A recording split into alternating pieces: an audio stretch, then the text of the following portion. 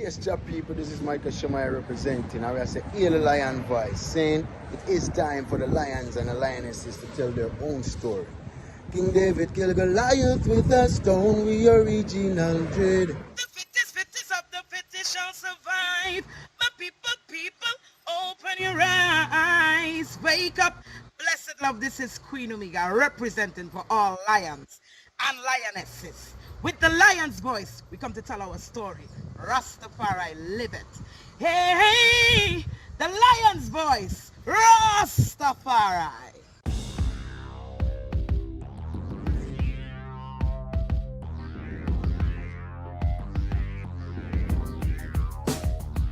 Well, lion voice, tell them that's the people first choice. Lion voice, make the lioness them feel nice. Lion voice, with the lion cubs we sacrifice. Lion voice, got to show the people them the life. Lion voice.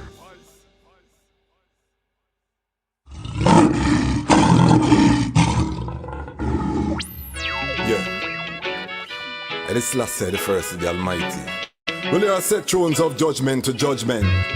Thrones of the house of the great King David. And I shall pray for the peace of Ethiopia and Africa.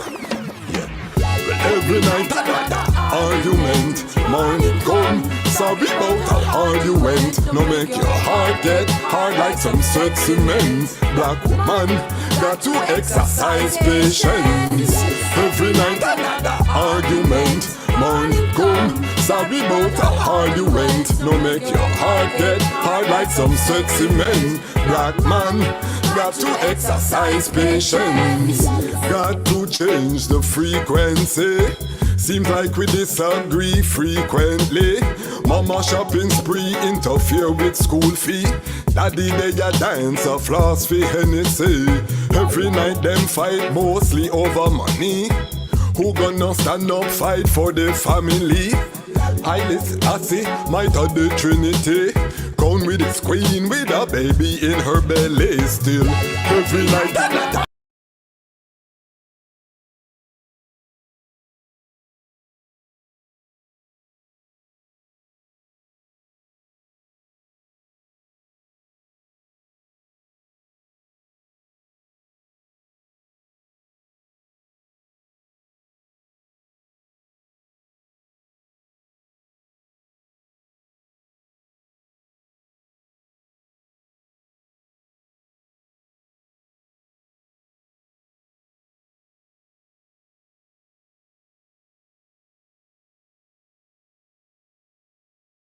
This is Michael Shamai representing. I will say, hear the lion voice, saying it is time for the lions and the lionesses to tell their own story. King David killed Goliath with a stone, we original dread. The fittest of the fittest shall survive. My people, open your eyes. Wake up. Blessed love, this is Queen Omega representing for all lions and lionesses. With the lion's voice, we come to tell our story. Rastafari, live it. Hey, the lion's voice, Rastafari.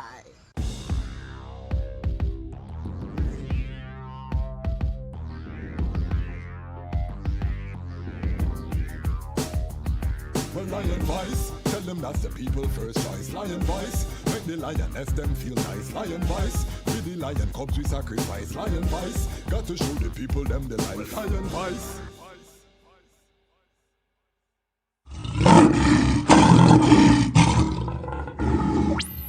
Yeah, and it's last said the first of the Almighty. Well, there are set thrones of judgment to judgment. Thrones of the house of the great King David. And I shall pray for the peace of Ethiopia and Africa. Yeah. Well, every night, argument, morning come. Sorry about an argument. No make your heart get hard like some sweat cement. Black woman got to exercise patience. Every night, argument, morning come. Sorry about an argument. No make your heart get hard like some sweat cement. Black man got to exercise patience. Got to change the frequency. Seems like we disagree frequently. Mama shopping spree interfere with school fee. Daddy they a dance a floss for Hennessy. Every night them fight mostly over money. Who gonna stand up, fight for the family? Haile Selassie, might of the Trinity. Gone with his queen with a baby in her belly. Still, every night, argument. Morning come, sorry about a argument. Don't make your heart get hard like some sexy men. Black woman, got to exercise patience. Every night, argument. Morning come, sorry about a argument. Don't make your heart get hard like some sexy men. Black man, got to exercise patience. There's no need to raise your voice. Let's live in a one harmony. Together we can make that choice to live as one family. And please don't disturb the children's sleep. Be careful what you say, remember words cut deep. Sometimes it's better if you just sit in silence. Time to end this cycle of violence. Well then, every night, argument. Morning come, sorry about a argument. No make your heart get hard like some sexy men. Black woman, got to exercise patience. Greetings in that divine name of His Imperial Majesty, Emperor Haile Selassie I. Glory and honor in the name of his chosen queen, Empress Waziri Menen. My name is Kwasi Banso, aka the Chazmach Kwasi, aka Ras Kwasi, aka the Reading Ras, aka the Pan-African Happy Man. I'm a creative industry attorney, I'm an artist, I'm an author, I'm an actionist, and right now I am the host of the Lion Voice. Welcome to Lion Voice, and welcome to the Lion Voice Network, where we are having the lions and the lionesses tell our own story. We have a very special episode for the item. You know, we usually are pre-recorded on a Saturday, leading after the Sabbath. Today we have a special panel of international Rastafari scholars to discuss African liberation. And before I go any further, happy African Liberation Day.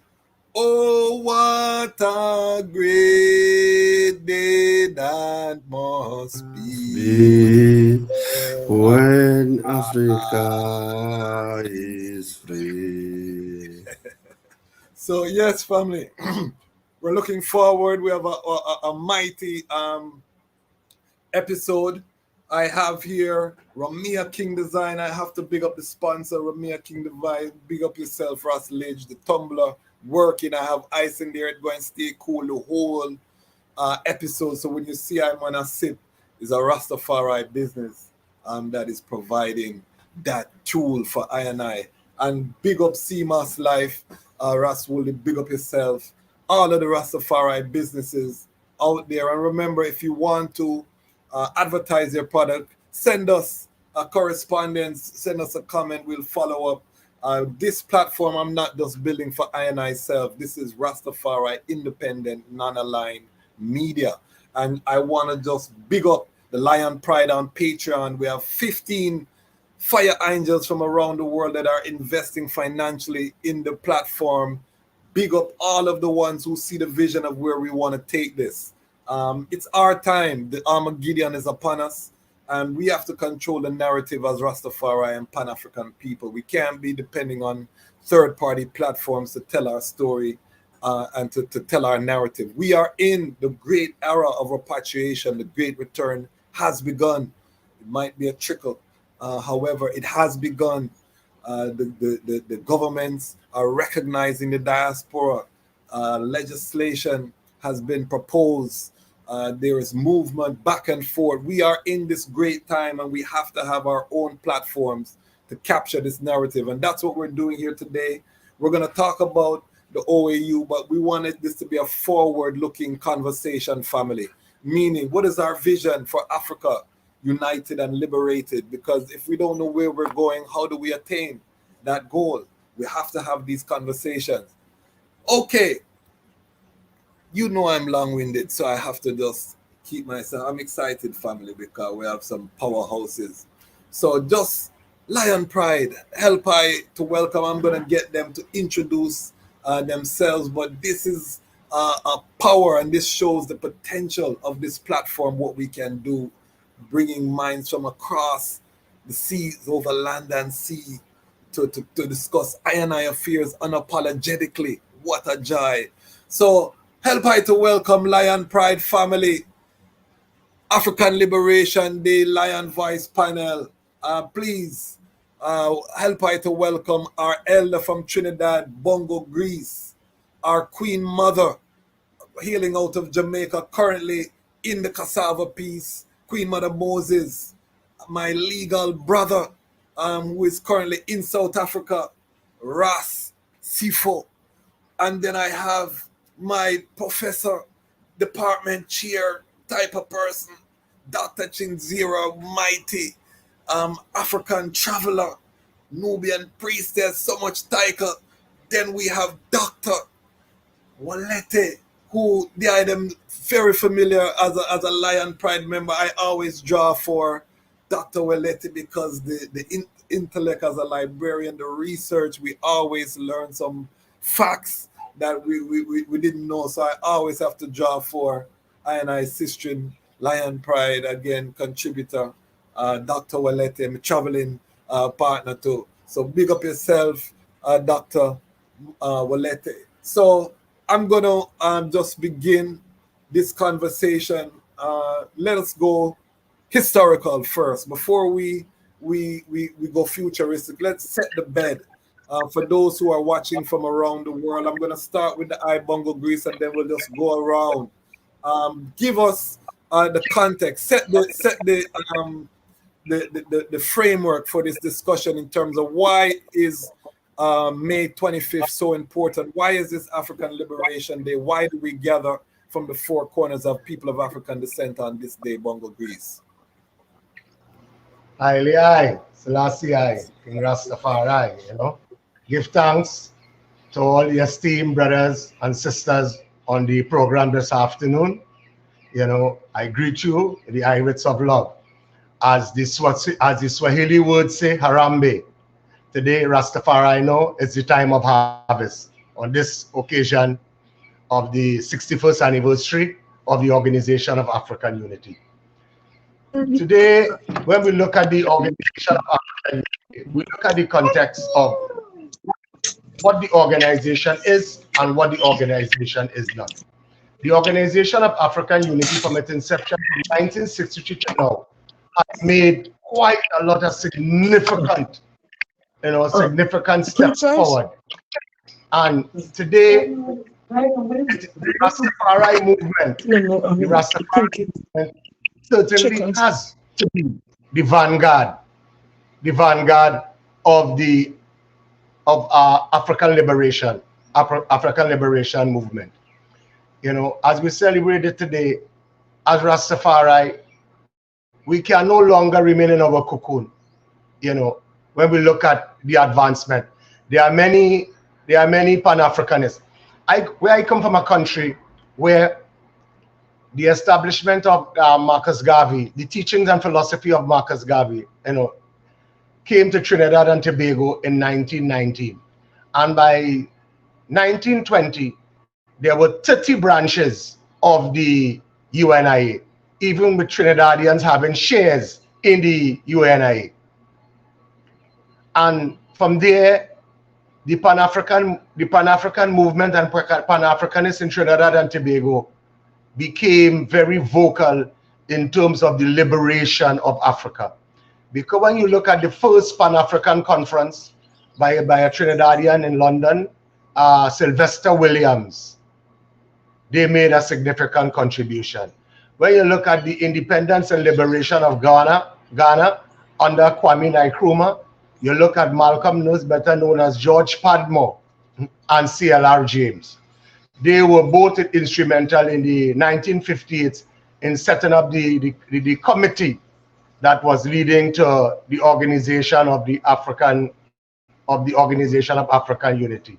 In 1958, Dr. Kwame Nkrumah was commissioned again by Haile Selassie for such of the African unity, the integration of African unity. because we must take into consideration that from that early point in time, there were two camps rivaling against each other, which was the Casablanca and the Monrovian.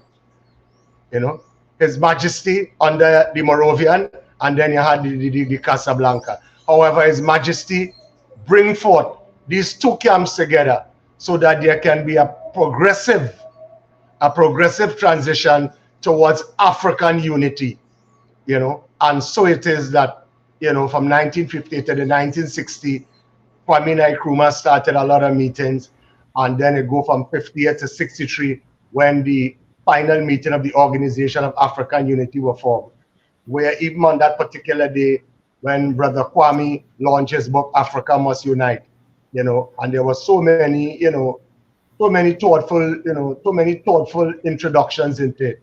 I mean, we look at brothers like Signal Leopold. These fellas, although they had certain African consciousness, they were still kind of sell out under France. But however, in coming to as part of the Moravian group, the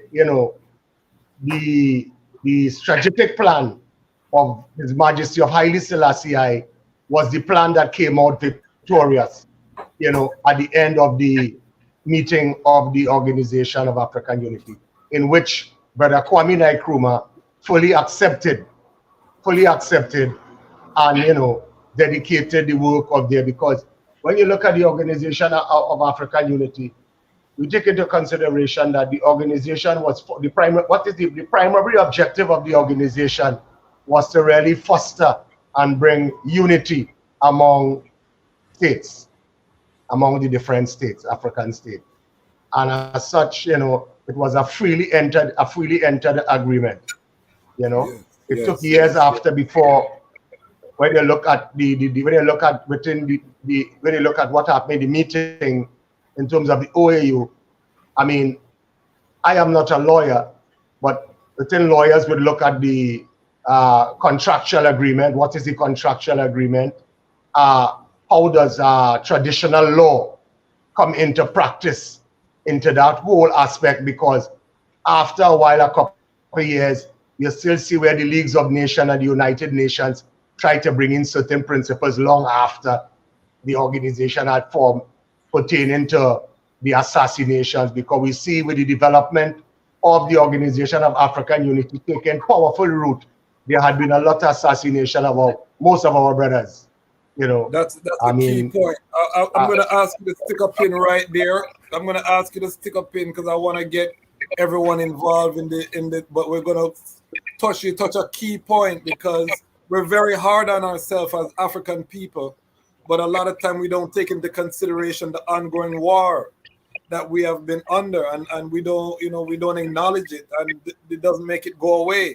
So Queen Mother Moses, African Liberation Day, talk to us and introduce yourself in any way you would like. Forgive I, introduce yourself in any way you would like as well, and just give us your initial thoughts on why this day is important and any historical significance.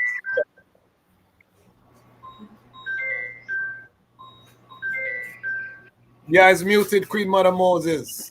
Hold on there. Okay. There we go. Greetings again, African Liberation Day, my African Liberation frontline soldiers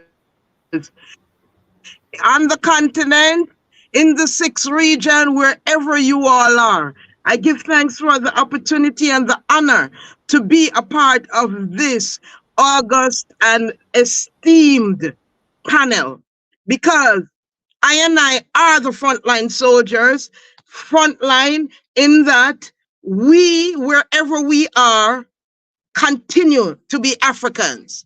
And that is a very important part of the entire story and process, that ones have to be African wherever they are. That identity component is so important, because anywhere the Chinese is born, even in Jamaica, we still call them Chinese. And anywhere the Indian is born, we still call them Indian. You overs. So I and I need to get to the point where when they ask, who are you?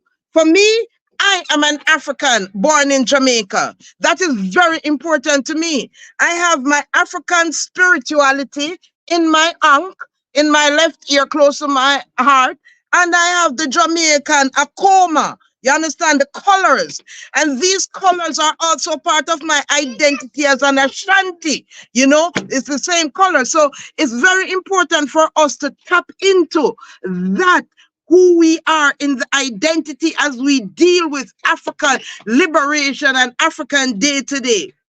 So who am I? Yes. I am born right here in this village, Cassava Peace African Village. It is an African village, and the primary crop was cassava. You understand? My mother was the one that brought electricity to the village, and we are moving it up a different level. My great grandmother, you know, her house was too cool with it was mud floor. You over. So we've come a different, you know, on different stages in the generation. And I do have the 7th generation that is here in this village, matriarchal. That's my great granddaughter, right? And so I have been blessed to know my great grandmother in this village, my grandmother, my mother, myself, my daughter, my granddaughter, and my great granddaughter. And it is very important for me because I can be anywhere in the world. As the item know, I have been declared the Empress Queen Mother. That means I work with queen mothers and paramount queen mothers and chiefs and kings and paramount kings and overlords throughout the continent. Okay, I am recognized at this time. I'm the only Empress Queen Mother, and we are working with the traditional governance and because that is even more important. Because like and my declaration was made by the cultural ambassador for Ghana out of the presidency office, the office of the presidency, because you know Ghana has invited I and I to come home.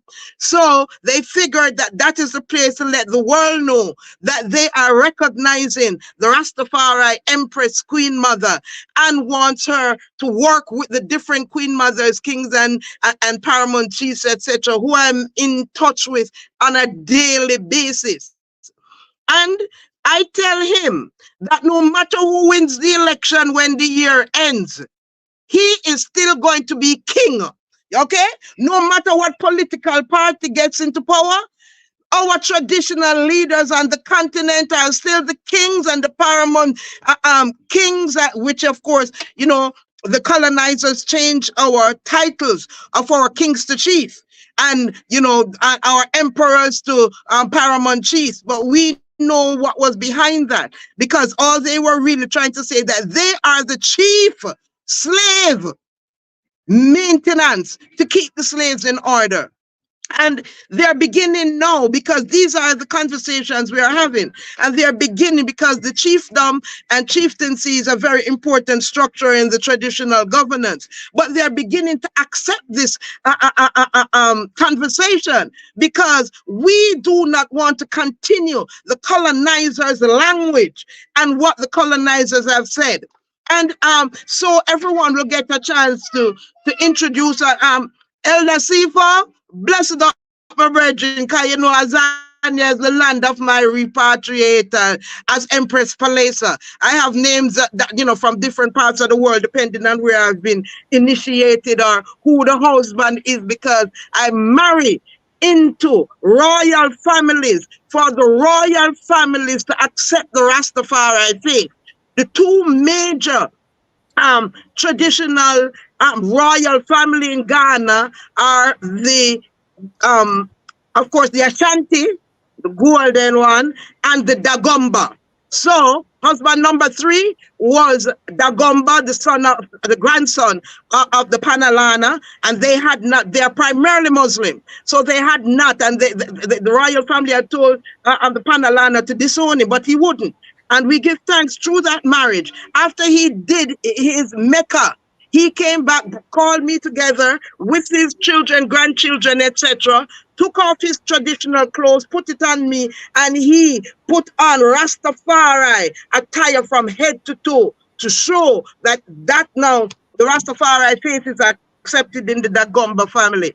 And my current husband, number 4, is the son of an Ashanti king who is getting ready to be initiated into as a paramount, because he's not ready for that, because the 100-year-old paramount chief has passed. So I come to you, and I'm going to move on for others to get it. And I'm going to say what His Majesty said to Barbados, April, 1966. He said, representatives of the people and nations can only come together with open and objective minds and willing hearts to engage in dialogue without rigid dogmas and slogans and without violence. Working this way achieves no utopia. It may, however, enable us to achieve together what is possible to achieve and to move forward steadily, if not always in grace haste, with some degree of harmony and mutual overstanding. We say overstanding, the word, it was understanding here. But I know, because His Majesty has told us that it is up to I. We must become members of a new race, overcoming petty prejudice, owing our ultimate allegiance not to nations, and I put our to political parties, but to our fellow human being within the human community. And that is where we are now. As the Rastafari faith movement has become the vanguard of unity and standing up for those, because our anointed Christ, which is a title, Him save us from an identity of slavery to give us an identity of royalty. So in our household, we are the kings and queens, and our children are the prince and princesses. And this is the mentality and the mindset we want to give to our generation. For all these words in my introduction, I do give thanks, and the more will come out, because I do have all kinds of documents from the Rastafari Global Reasoning in 2003 at the University of the West Indies, where we made resolution for the Rastafari Global Secretariat. And this is even after we don't know about 1983 over, because we know it is very important to empower our African elders, because they are the foundation of community, living in common unity. Give thanks, blessed love. You may mute me while the others go on. Thank you. Family, that was just Queen Mother Moses' intro, So I hope you have snacks. I hope you're well hydrated, because that was just an intro. We could do a whole documentary on this, the intro. But give thanks. My brother, we are talking at a time when South Africa is in the world spotlight. South Africa having taken the Israel nation to the International Criminal Court of Justice, which has just given a ruling, putting Africa at the fore of international law, and this discussion that His Majesty was so passionate about.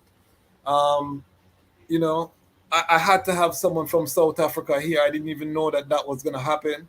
And give thanks that the eye is an attorney as well, because I want to hear the eye thoughts on that whole thing later on. However, just please introduce yourself and talk about how important is this day for Rastafari and Africans on the continent. Give us a continental perspective. Hold on, you see what happened here, family? Just when the brethren is getting ready to talk, the thing gets sweet. The technology I rebel against it.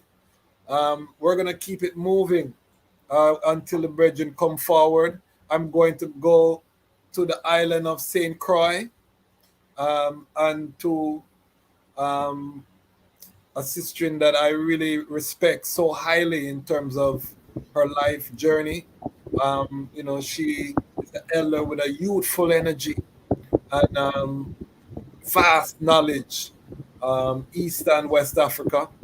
And, I thought so valuable to this conversation when we're talking about history, because she teaches young people. I had the benefit along with Dr. Walete of presenting to her class, and just seeing how passionate her students were staying after class. You know that, as a professor, she's doing powerful work with our young people, and I really want to commend her publicly on the Lion Voice platform. You saw her interview, so she's an alumnus of this platform.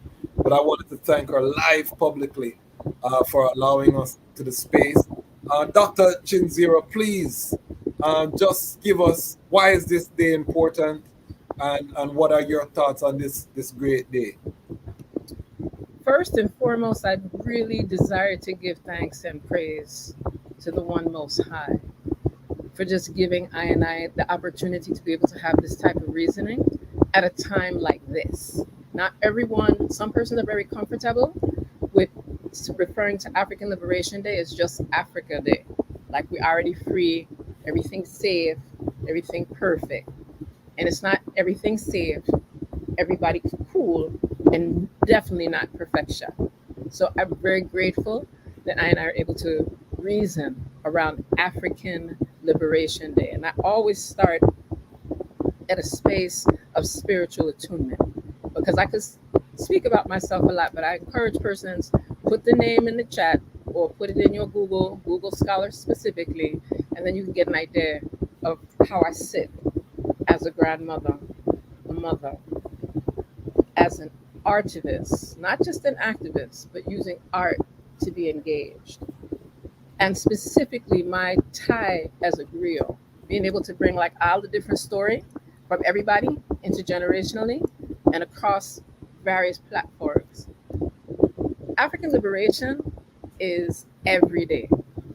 May 25th is the highlight, primarily because of what was actually established through various Pan-African Congresses that go as far back as the 1900s, early 1900s. And the progression facilitated the establishment of an all-African Peoples Conference that was hosted in the same Ghana that we speak of now. As a matter of fact, at the same University of Ghana. December 1958. And from that humble space where there were only, at the time, less than a dozen countries that were actually independent. Armed struggle, active struggle, liberation vibrations, pulling on the kingdoms of His Imperial Majesty and Her Imperial Majesty in Ethiopia as their grounding within other parts of the African continent. Then we moved in from 1958 to 1963, where it was formalized as no longer just April 15th is the day for African freedom, but it's African Liberation Day. Can you give me a little bit more volume? Of course. Yes, sometimes I don't have my country voice on all the time. I can hear my country voice. Yeah. 1963. So we really have this opportunity when we speak of. Do you desire for me to continue, or do you would like me to come Yes, close? no, continue, and then we'll go forward to Ras Tafari. All right, give thanks. So 1963 facilitated the time where African Liberation Day, again, by this time, over 30 different countries were now moving in that space of independence, complete sovereignty away from the former Eurasian colonizers. This is a time where this should be the liberation, like big, like long festival, parade, wherever our people need to see to be involved in the total liberation and unification of Africa. And Nkrumah said that.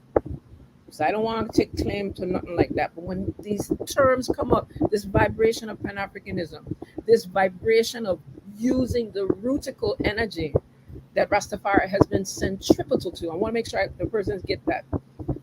Can't talk about reparation and not deal with Rastafari. Can't talk about repatriation and not deal with Rastafari. Can't talk about homeschooling, natural education, items, down to the music. And we can go back to ska. Reggae, yeah, but I like to go like before, right? All of this is grounded in the same vibrational shift in information, teachings, wisdom teachings more specifically, coming out of Ethiopia. coming out of those East African spaces, traversing through the entire 12 million square miles of the continent of Africa as we know it today, to be able to have this celebration of African liberation. It's important that we recognize that it's also a day that's very revolutionary. Everything isn't just soft, soft, sweet, sweet. It's a time when we speak about the realities of capitalism and imperialism and all of the isms that are the talons, the fangs that interfere with our ancestral sacred traditions and our ancestral sovereignty in contemporary times. Make sure we're on the same page. So a lot of what my full strength is in this regard is not so much the professorial, the teaching piece, the university piece, because that's secondary to the spiritual essence. Okay. Pulling on that ancestral sacred tradition, on those ancestral traditional practices that we can bring up and bring into light, into liberty in this 21st century, that we're doing our utmost best to survive in. So I share this through the legacy of family traversed throughout the earth, from East Africa into South America, into the Caribbean and Central America, and even my stint being socialized in the 48 contiguous US. And I also bring this strength to my 101-year-old mother, who still walks the earth, pulls my ear once in a while, but still clear enough to give me guidance, to recognize the importance of having a liberated mind, body, soul, and spirit. So when I think of African liberation and the role that Rastafari will play in this new Africa, not just an African world, but I just gonna say the entire sovereign entity. It's eternal, and it's going to take work, and we stand ready. Give thanks. Give thanks. All right, we're going forward to the Ras Tafari.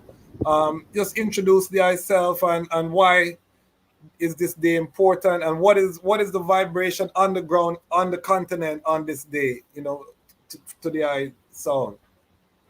Rastafari greetings, Sijambo Africa, Molweni, Sani Bonani, Absheni, Demadegwane Abuti. Very important greetings to say that from Accra, from Ghana to Tanzania to Azania, it is important for I to contextualize the African Liberation Day. That even in Azania, we can say we have made an impact as a Rastafari community, that now the governments and the state are starting to observe the African Liberation Month, not the African Liberation Day only. We've also picked up, like I said, to my elder Bongo Greece, passing my greetings to the Empress Queen Mother Moses, Palace at the Flower, Addis Ababa, Queen Mother also, we have connected many times. Mama Kaina, we still give thanks. Empress Walete, we still give thanks to come through in this session. Raskwasi, very important that we always talk about 1963, but we'll forget 1958 in Ghana, 15 April, the Africa Uhuru Day. There were only 8 African countries who were free that time, and Ethiopia was there. But 1963, there were 32. But 2002 in eThekwini, Durban, when we changed OAU to AU, there were already 54. So it is important that when we recall the teachings of His Majesty, reminding us in 1963 about Ama Gideon that has passed, that we are being reborn.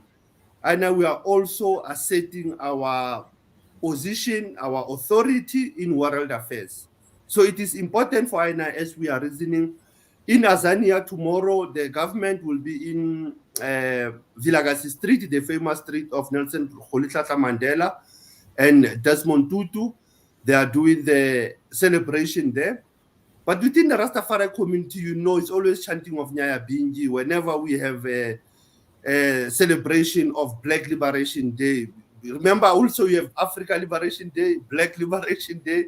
But what stands, it is that we have not come to the sense in Africa and globally to put this day as a public island day, as a public holiday, so that it can bring consciousness to our brothers and sisters, including the African diaspora as the sixth region. And in short, I think Aina will be able to can unpack today what does hold Aina back, why the ECOSOC, why diaspora in the AU has not been active, why the Rastafari community have been so stagnant on overstanding the geopolitics of Africa, the challenges we see in Congo, in Somalia, in Mozambique, many challenges that we see in the African continent, but also how do we use the teachings of His Majesty that we know very well that even the leaders of Africa, the former president of South Africa, Thabo Mbeki, often quoted Emperor Haile Selassie. Very important for INI to also know that the unity of Africa is one of the challenges that we are having. The challenges that we are facing is of unity, and we need to even emphasize the role of the mothers in this search for the unity, the role of our daughters, the role of our brethren or the youth in the Rastafari, but also how does Rastafari diplomacy overstand that we have a role to play in uniting Africa and the African living spora. So in short, I will say that we give thanks for this day, but we still need more to have this day as a public island day, and we still have to recall, as Bongo Greece was talking of the Pan-African Congress, the first of its kind. Today, I'm reminded of the one in 1974 in Tanzania. That is almost 50 years that the sixth Pan-African Congress in Tanzania of Walter Rodney, Ambassador Dudley Thompson, those who have played a key role also of bringing us together to can understand that the liberation of Africa is vital and is necessary. I give thanks. Give thanks, family. Mighty, and we're going to return because I touched some points. Everyone touched points that we have to return to. If you have any questions, put your questions down in the comments. We have an esteemed Rastafari panel. We're going to go deep into African liberation because we want to create a cultural framework that allows us to have success as we return home and as we connect what's happening in the West to what's happening at home in the East. Dr. Walete, welcome forward once again to the Lion Voice. I know this is the I home. Please introduce the I self and Yes. Why is this day important to I and I? Yes, I. Greetings and blessings. Dijas Match Kwasi, I countryman, Bongo Greece, Queen Mother Moses, Sifo.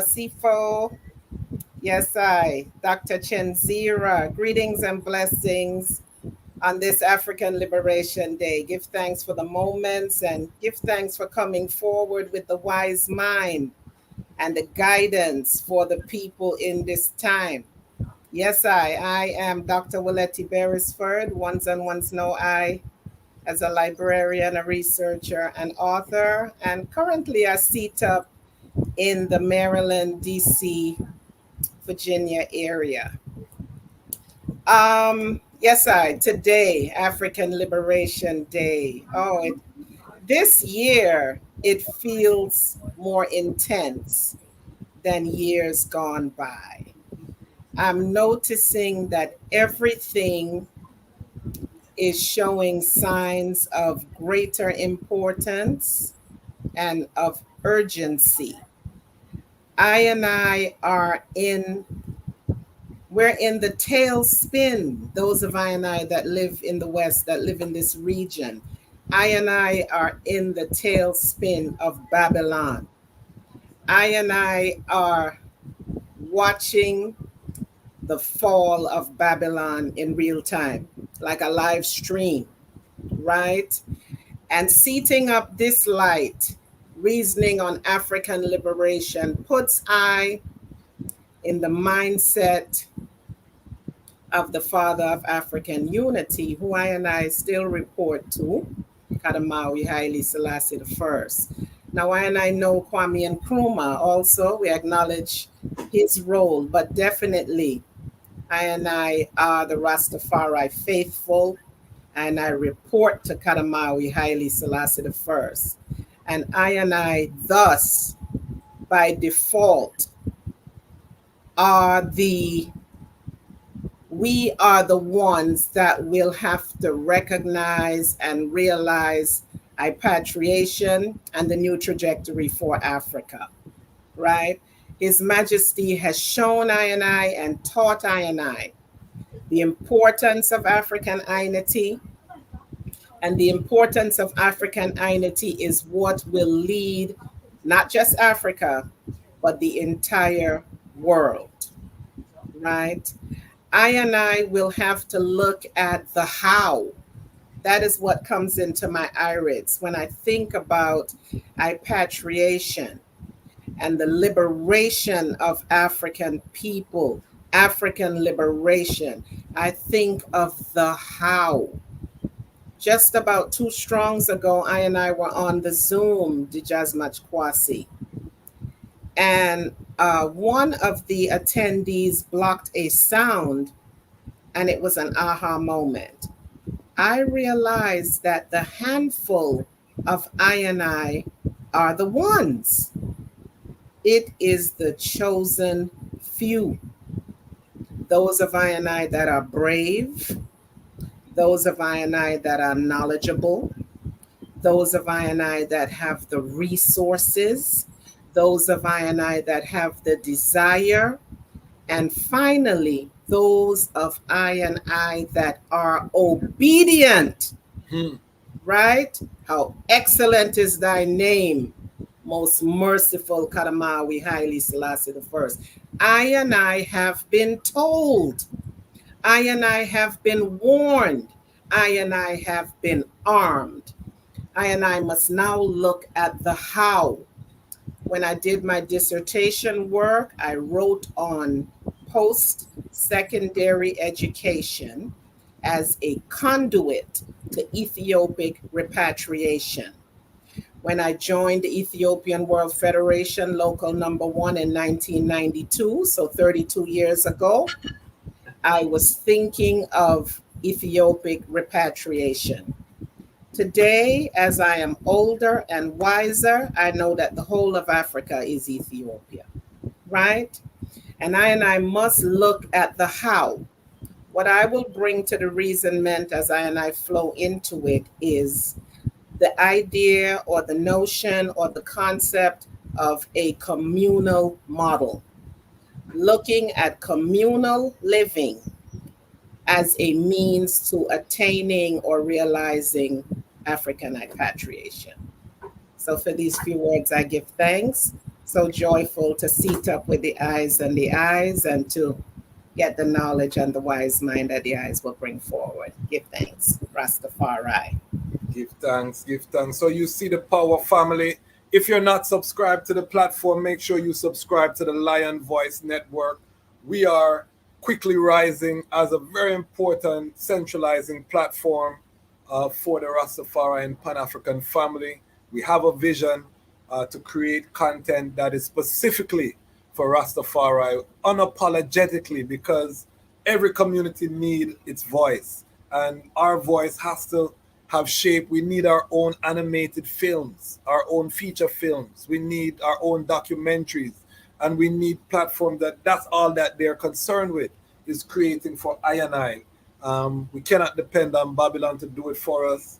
I also want to acknowledge that Dr. Chinzira is also a queen mother, a priestess. I also want to acknowledge that Dr. Walete, her book about His Majesty's mother, was one of the inspiration for I book that I wrote about the birth of His Imperial Majesty, and I cited her book heavily in my own book. So this is a very special gathering of Rastafari, ones who are not just saying they're in the liberty, but are actually putting forward legacy work. So you can see Dr. Walete's book. Please, family, support it. we want to circulate the Rastafari dollar. That's one of the things we want to do with this. And I want all of my guests, whatever your product or services, before, during, while, or after the reasoning, please let the people know, because I don't want us to just have these reasoning, but I want us to also actively create the economic base that we're going to need to sustain what we're talking about.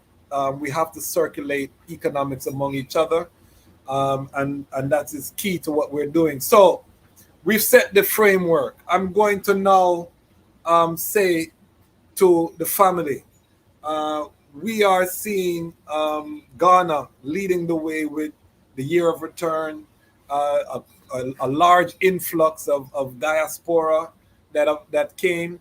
I was a part of an initiative in 2012. We sent Nana Faraika, our Queen Mother Nana Faraika, to South Africa as a part of an initiative.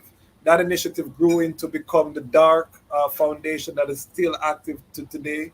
But we started, raised the playing field, and she went to this conference where the sixth region of the diaspora was declared as the sixth region of Africa, which was the first time in history that formal acknowledgement from the African Union. And remember, when His Majesty made his visit to the Caribbean, he was telling Trinidad and Jamaica to join the Organization of African Unity. He was coming with a message to make that connection. We saw in 2012 a move has been made. Ras has talked about, this has not been active. The diaspora and these mechanisms have not been as active as they could be. Bongo Grease, if the eye can adjust the eye camera, because I'm coming to the eye so we can see the eye face. I want to just push out to the panelists. Currently as we stand, most people are dealing with survival. We're trying to buy groceries. We're trying to put gas in the car. How realistic for the Rastafari family is this repatriation? Should we be waiting for the United Nations to bring us a plan? We see how that's working for the people of Gaza right now, depending on international assistance. What should we as Rastafari be doing in the context of where we are present? I want this conversation to be real. Bongo Greece, in Trinidad, how realistic is this repatriation for Rastafari, and how do we need to be looking at this repatriation? Is it, as we say, government to government? Is it individuals coming together in small groups to plan? Is it organization? How is the IC in repatriation at this time, Bongo Greece? Hold on, you're muted there. Unmute yourself there, Bongo Greece. Listen. There you go. Yes, I would say towards repatriation, there has to be an initial healing process. Take for instance, as the brother Kwame Nkrumah had, through his discourse earlier on, had shown in terms of African unity, there needs to be a full understanding among our people as towards self-reliance. Self-reliance, that is why Rastafari has to take the forefront. Self-reliance is not only for Rastafari alone, but for the whole of Africa. In terms of self-reliance, actually helps individual to grow, each individual to grow. As my sister Queen Mother Moses had indicated earlier, Chinese come to a country, right? And then what happened? They are the business people. Look at America. The Chinese got reparation. The Chinese got reparation in America. They became all the big business people there. So we need to have a full understanding and identity of who we are. I think one of the biggest problems before we look at repatriation is that there's always a saying, give an eye again, an eye culture, language. It is essential today that every youth understand or know an African language. That language is going to actually put the youth into a more African feeling. It's like what brings African together is culture, right? culture, that African culture is culture. However, that particular culture is based upon our spirituality, which allows us to form a common goal, not religion. You know what I'm saying? So in the context, it is important for our children to learn a language. Just by speaking the language, they feel more African. It's like taking a child for the first time and dress them up in a military uniform. Suddenly they get an attitude because they feel like a soldier or a police. So it's the same way, giving our children, I mean, apart from wearing African clothes, I teach them a language. You know what I mean? Teach them self-reliance. We go to the market. We go to the market as Africans. We would circulate the whole market and pass all our people free and buy from everybody else because you feel that the other races may give you a discount, but not your people. But then you fail to understand that there's a consumer's mafia. The other people are getting the goods cheaper than us. We actually paid $1 or $2 more for the goods. However, we are still trying to bring the best goods to you to buy. Again, I heard the sister indicated earlier on, she's an author writing books. These books are very valuable books towards the cultural development of our people. Yet you find our own people tend to pass the books straight, they're not buying the books. But if the sister put it on Amazon or eBay, they will go there and pay 3 times the price for it rather than buying it exactly from her. So we need to have that kind of educational development. You know, our demise is really because of our education, because of the education that we receive. I wanna pose a hard question to the eye as the elder Bongo Grease. Has Rastafari demonized economics? You know, the elder generation, did we demonize making money? Did we make poverty a badge of honor? What do you say about this in terms of our own Rastafari culture? Because I want us to look internally and have some accountability as well. Wouldn't say so. I think what happened is that the system had taken away Rastafari sustainable development in terms of economics. Because remember at that time, under cannabis, the Rastafari movement, even in my country in Trinidad, were generating quite a lot of money. All the vegetable stalls in the market were controlled by Rastafari. All the promotions of reggae artists to come into the country were controlled by Rastafari. The drag malls, all the different, all the different cultural centers, everything was controlled by Rastafari. At that point in time, although cannabis was the #1 agent for bringing in sustainable money economics, it was still a catalyst for food because more young Rastafari, from the time you become a dread, a Rastaman, the first thing you do is plant a garden. So food was there. But since the government came now and started imprison Rastafari, lock up Rastafari, they actually take away that economic drive from Rastafari in terms of that sustainability for Rastafari to develop the particular communities. Because wherever Rastafari is not only about where the mansion is, wherever the mansion is about the welfare and well-being of the entire community. And I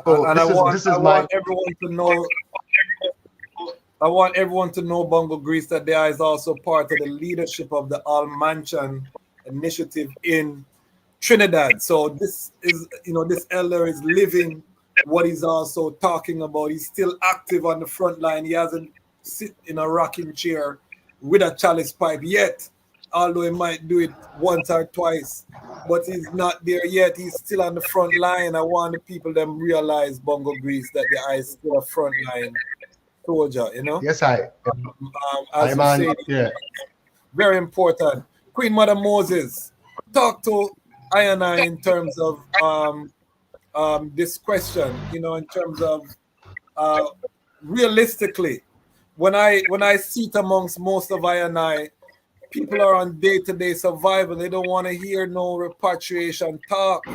Who are in Jamaica, you know what I mean, in Cassava Peace, which for the dancehall fans they call it Gully Side. Mavado popularized this area. It's a world famous area, but she's giving you the African history side. To the Barlet community is Gully Side. How realistic is repatriation, and how, as Rastafari, how do we overcome this, the economic reality of repatriation?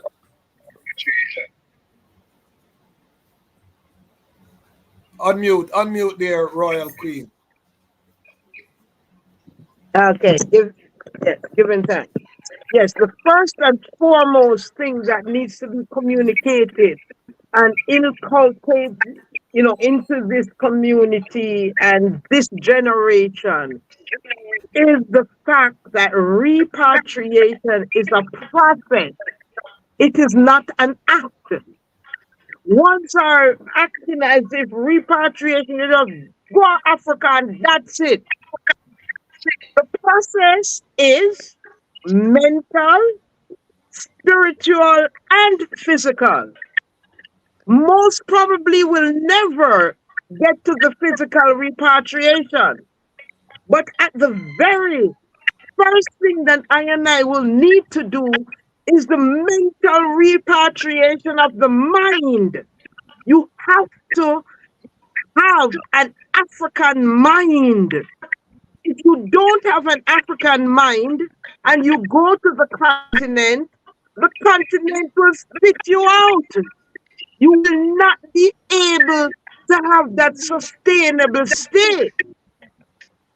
You have to have the African spirit also.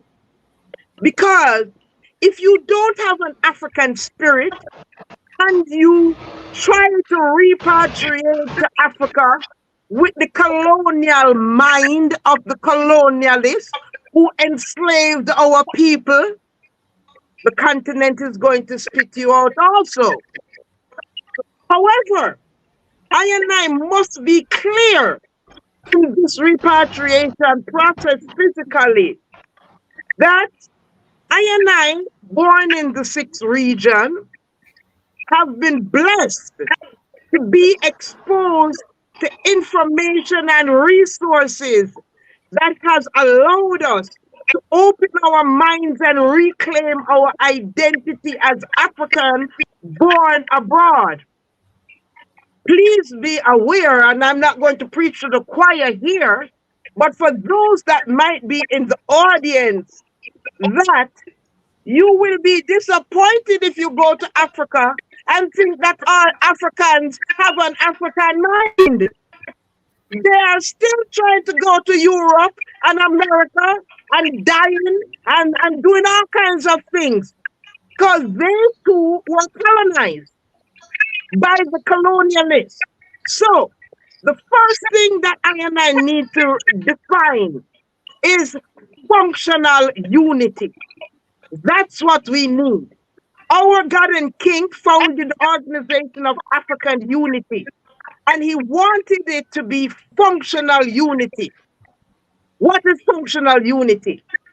Functional unity is an intergenerational system and infrastructure which naturally aids members of a social group, such as the Rastafari faith movement, in building power to control the economic, political, and cultural life of the communities that we live and interact in. Because community is about living in common unity.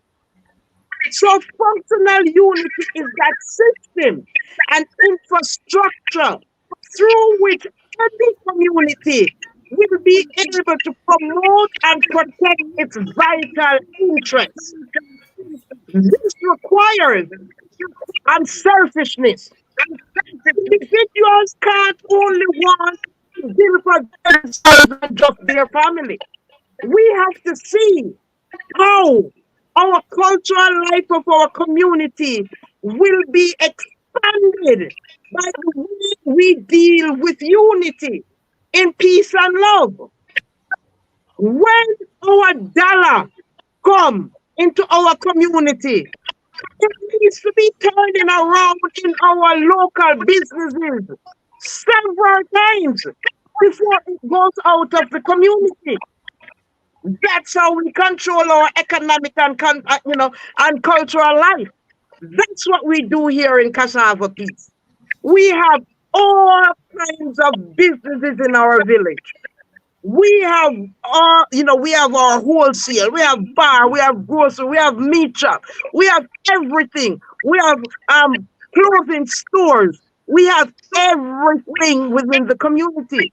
So individuals get an opportunity to turn over their dollars within this village before we go abroad and outside of the village.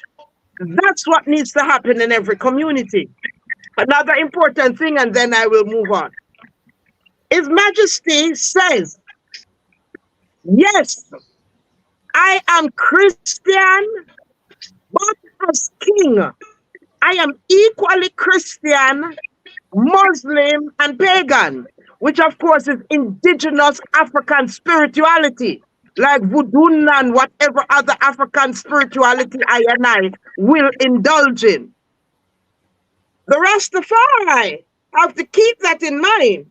You can't go to the continent and go and talk about saying just Rastafari. You understand? Like Islam don't have a right to exist. And like our indigenous knowledge systems and spirituality is not in place. And that even if the African had taken Christianity or Islam, they never left their African spirituality.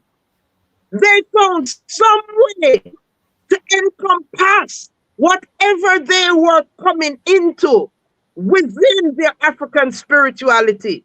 And that is an important thing to keep in mind also. So we have Jerusalem, and it says Jerusalem in Putidachaba, which is the gathering place. We have our ancient elders who have become ancestors, holding that land for I and I born in the 6th region to come home to. It is the only school infrastructure from apartheid days that have been kept in good condition. And guess who kept it in good condition, ready for the educators to come? It is the Rastafari. When you go to Jerusalem and you go into our buildings, you are going to see Holy Emmanuel. You're going to see the different mansions represented because they are waiting on I to come home. And in Jerusalem, we have river, the mountains. We have 12 different entrances, they say, the mountains, just like how the Bible tells us about Jerusalem. And we have the spring, the natural spring at the top of the mountain to give us the spring water that we can buckle and put our label so that we can monetize and be able to do these things. We have a unique kind of corn and other agricultural things that we can come up with, and it is unique to Jerusalem. Because in Jamaica, we have some unique ways of agriculture, even with our cannabis, our sacrament, that we need to be able to have IP, our intellectual property rights, supporting those things.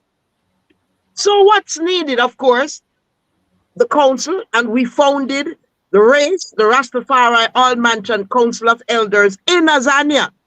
They were supposed to also do the same thing in Jamaica the date that it was done.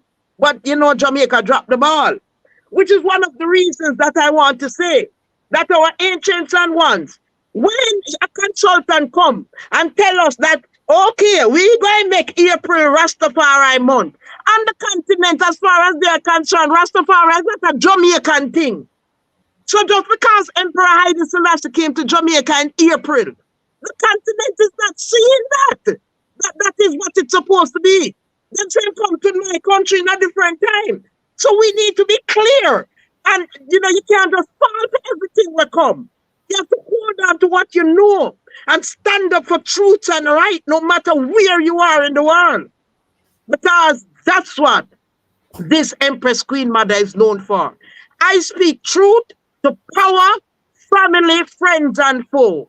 For all those words, I give thanks and ask one of the other panelists to continue. Yes, give thanks, Queen Mother Moses. You touched some very serious topics. Rasifo, this issue of the practical repatriation, how realistic does it look from your angle on the ground? What are the sounds that the community in South Africa, how do one cite repatriation there on the ground in South Africa? And how do we overcome this economic, because every community, it seems, is facing the same economic crisis in terms of focusing on survival rather than building of institutions coming together to solve these wider problems. When you go to each community that I've been in and I've traveled, everyone is kind of in their own individual corner trying to survive day to day, put food on the table, take care of their family. How do we overcome this to realize this repatriation? And what does it look like from your vantage point, Rasifo? Rastafari King. And I think you will recall that 20 years ago when we had a global Rastafari African Union South Africa diaspora in Jamaica, these issues were being tabled in that meeting. But when you recall in South Africa, the first one of the repatriates being Mama B in Cape Town, who parted 2 years ago. The challenge is also the colonial laws. When you look at the colonial laws, either in terms of the migration, we have not looked into that as a Rastafari community, actually. So the laws that are in South Africa of Home Affairs, whenever we have elders who come, there's always have to be a support either from a church, from Nyabingi. There's always have to be the visa as a tourist visa, that we have to always jump to the other border and come in. So I think we have not moved in terms of the global reasoning or the global diaspora of how to accept this right of return vis-a-vis repatriation. And secondly, as Mama Moses said, it is important that I must be prepared mentally.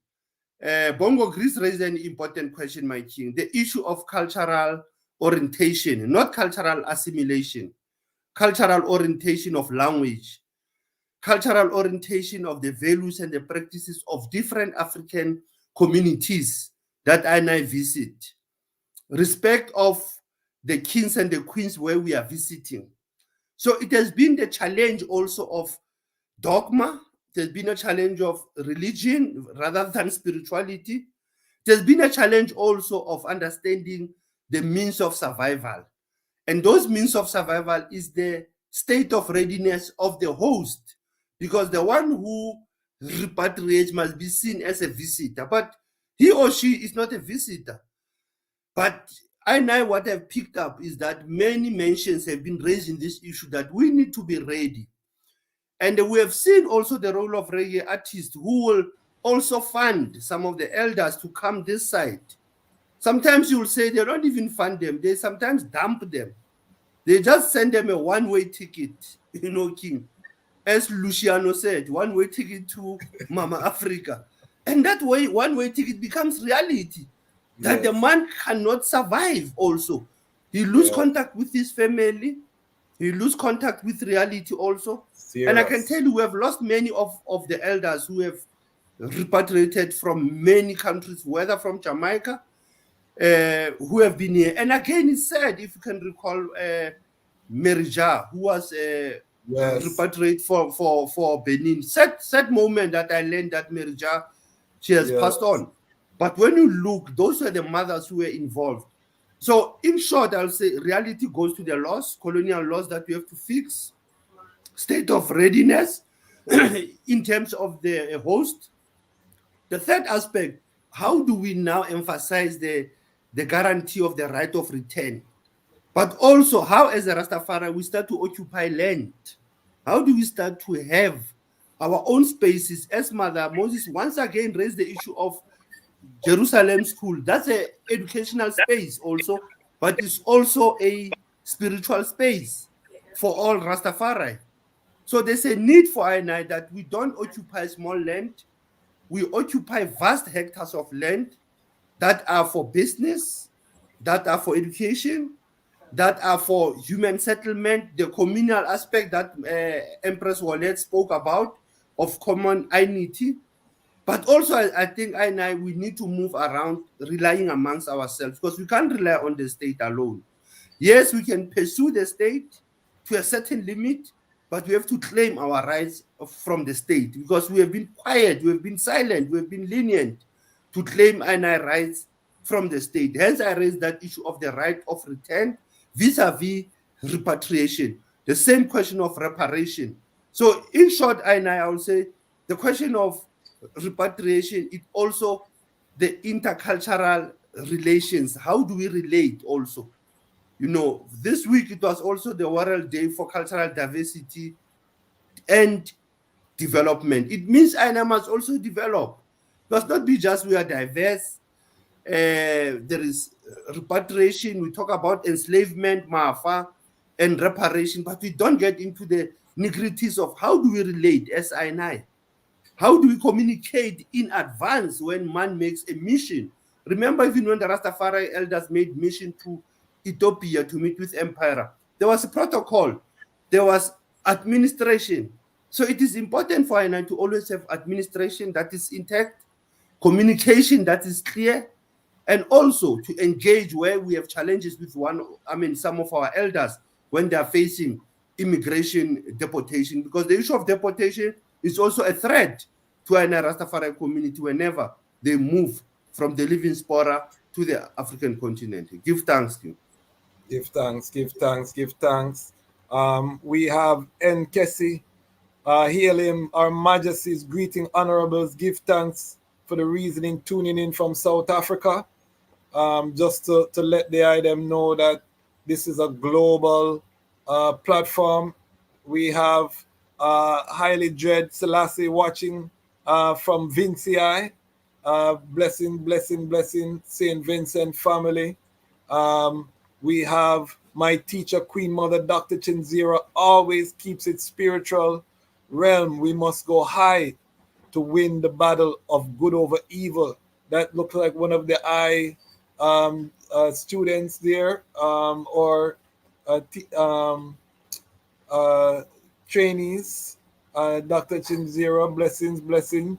John Rogers said Ras Wallet's books are treasures. So we give thanks. The family is healing up. Jean Charles healing from Trinidad. Bless up yourself. Bless up yourself. We have Sister Cheryl. Thank you for all today's forum of global voices. Big up yourself. And we have Regional Arendelle, Rastafari family watching from the island of St. Martin. So global platform here on the Lion Voice Network. If you're not subscribed, please subscribe, support Rastafari independent, non-aligned media. We are building a vision here of our own voices, and we are so honored by this esteemed panel. I'm going to ask Dr. Chinzira to answer the same question, the practical reality of repatriation. Sometimes as scholars we go over the head, but people look in their fridge and they're looking for how they're going to make it to the next paycheck. They're looking at, some people don't even have a paycheck in terms of Rastafari. We are on the road hustling jelly, or we have some crafts, or we have some tam. You know, how in St. Croix is the practical reality of repatriation, Dr. Chinzira, and what are some of the practical things as someone who has traveled extensively and lived in Africa? You know, what do we need to be thinking about to tackle this this vision? That's a very powerful question, because I'd like to start where I ended before. Repatriation definitely has to be from the mindset, like your spiritual energy has to be prepared to even move from this physical space that you're so accustomed to with all, your running water and your everything. Not that running water does not exist in Africa, but I'm just saying there's certain conveniences, there's certain works in your trad. When I was traveling to the continent back in the 70s, it was more of a, yeah, we were like backpack, go to the ground food, make sure you have clean water, something to sprinkle in water, keep it clean. Very different trad to Africa in 2024.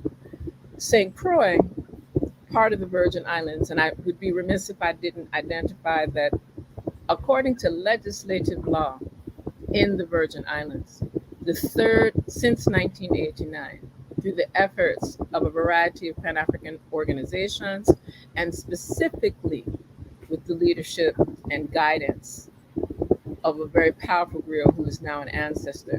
And I call his name most honorably, Dr. Jean Kenneth Labembe Emmanuel. The Virgin Islands has designated, again, since 1989, even if certain people forget, the third week of May of every year, according to law, is Virgin Islands African Heritage Week. And on the 25th of May, according to the same law, the African Liberation flag is to be raised in front of the Capitol building of the Virgin Islands legislature every year. I just want to highlight that. So there might be a couple of years they might try to sneak out because it's not carnivalesque enough, not festivalesque enough. But according to the law, that's in place. And that includes activities that the Commissioner of Education is supposed to be doing 15 days before this week manifests. These are things that the Office of the Governor are required, according to law. There's things that are supposed to take place by legislatures. So I want to highlight the legislature, executive branch, specifically Office of the Governor, and the Department of Education have a requirement according to law. You know, like how to get ready to give you tickets for the seatbelt you don't wear? Yes. Right. That there. I think it's important a person should know that. So usually every year, and for probably over a decade, many of us have worked together to make sure that we craft the language because there is supposed to be a proclamation linked to that. And inside of that proclamation, it's always that language geared towards reparatory justice and reparations, shifting our mindset to a more African-centered one, African liberation as it's linked to reparation and repatriation and restitution. Some people don't like to bring up that one, but we need to make sure we bring all the R's, bring all of them, because it means that we are renewing our mindset. And the best way to do that is, again, as I mentioned earlier, to this ancestral sacred tradition and our respect of those ancestral sacred traditions. And when we speak of Rastafari, and I'm giving thanks and praise to the Empress, Queen Mother, Moses, Doctor, shared that because we tend to think that functional unity or that unity is some kind of a amazing type of gathering, like everybody got to like everybody into foreverness. No, because everybody don't always trot the same way. Me, I don't like tofu. Some people love tofu and soy till they're dead. You understand? I don't say none. Some people want to deal with flesh. Some of our people are not going to come into the irids of fullness and ionity and certain liberty when it comes to their nutrition. I don't trouble that. Functional unity. We're operating on a space of that which is biological, that which is physiological, that which is emotional, that which is spiritual. And the one that we tend not to talk about that you, brethren, brought up so eloquently, economics. Because some people tend to feel because you have money that you like next to the most satanic, demonic energy in the earth. And disaster capitalism, exploitative capitalism, yeah, evil, can't finish. But we are to live prosperously. One of the ideal elements in that principle is persons hear me referencing, and many of us reference in general. When I say truth, justice, order, reciprocity, balance, divine righteousness and harmony. That's Ma'at. And you can't say that Rastafari, ancestral African people across the planet don't deserve prosperity. And the prosperity and always positive, holding us up with agriculture, holding us up with architecture, construction sciences, making sure we have the shelter we deserve. Nobody got to just do lean to. There's nothing palace. We speak of mansions. How does it say? In my father's house there are many mansions. He has prepared a place for me. I used to sing that song. In my mother's house there are many mansions, and she has prepared them for me. Because it couldn't be father without mother, and couldn't be mother without father. So when we speak in this vibration, and again, it just connects to exactly what His Imperial Majesty Emperor Haile Selassie the First, Her Imperial Majesty Empress Menen Asfa, they gave us a vibration of prosperity and how you travel, how you move around the earth. And they were doing it at a time that they didn't have all of the luxuries that we have been afforded. So yes, in the Virgin Islands, St. Croix, cultural capital of the VI, there's these observances. You know, there's sometimes we have to kind of press to remind persons of the law that exists.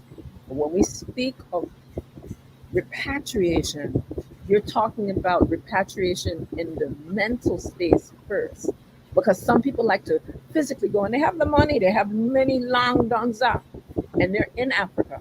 But they're bringing the same less than progressive mindset from the West and just transplanting it over some. And that's not what authentic, sacred, sovereign repatriation is to be about. So yes, persons worry about, everybody worrying about just having electricity stay on most of the time. Persons trying to make sure that they can have proper food. They're very quick to make you get food that's trash, that kills you and makes you die from all kinds of health inequities, right?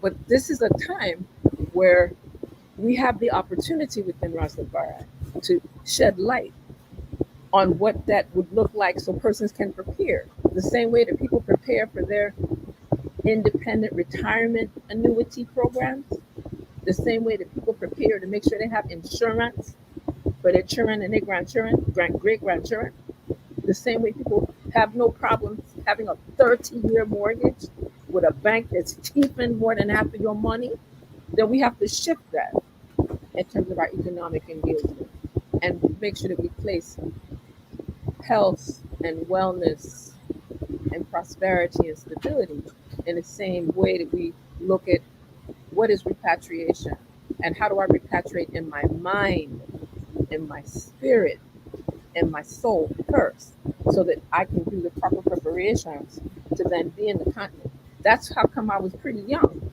in grad school, living in Burkina Faso under the leadership of the Honorable, one of the best presidents that I can speak of, Thomas Sankara. Wow. You understand? It wasn't like a light thing. It was like he called for people to come to bring their skills, and all of us weren't prepared. Half of us didn't know French, definitely couldn't speak all of the mother tongue languages in the countryside. But there was an openness.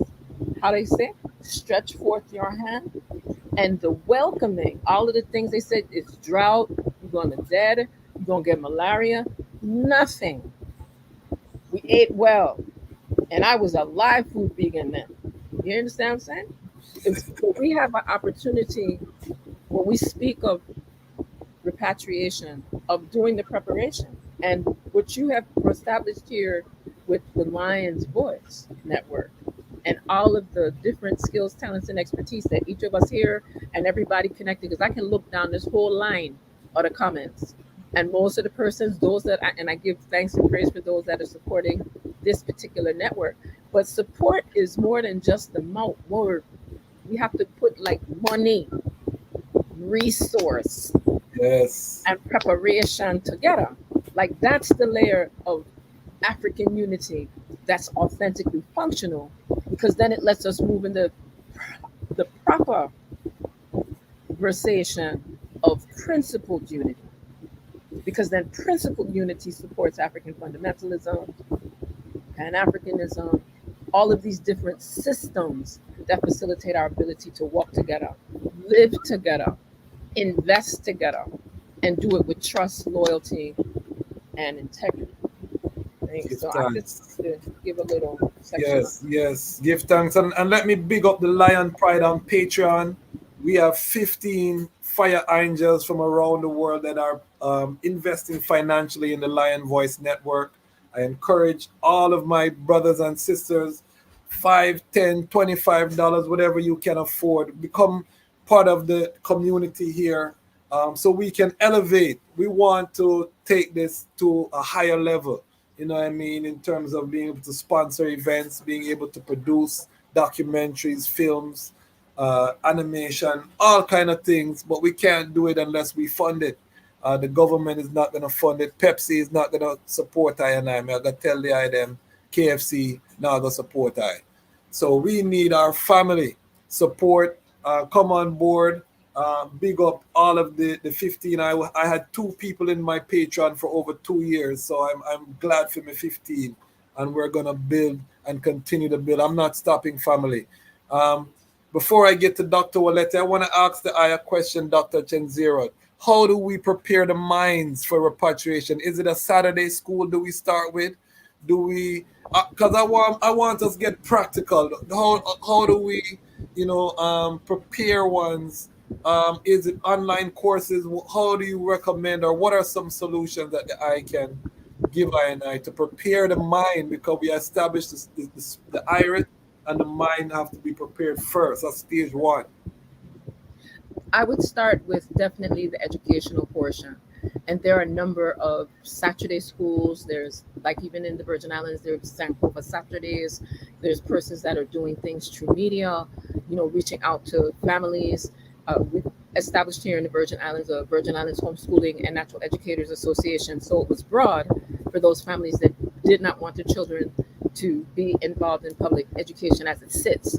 But it also provides for those students that had special needs, and it allows for persons to bring in the content that we need to bring in that is grounded in Ras Tafari and ancestral sacred traditions. Yeah, I know that Brother Obi Eguna II has been engaged in teaching youth literally all around the earth in multiple languages, all about African history, legacy, etc., so that they are more receptive from young on that repatriation, reparations journey and trad, and not being uncomfortable when someone says, let's go to Africa instead of going to the Mediterranean cruise. Because that's the thing, everybody want to go to Europe.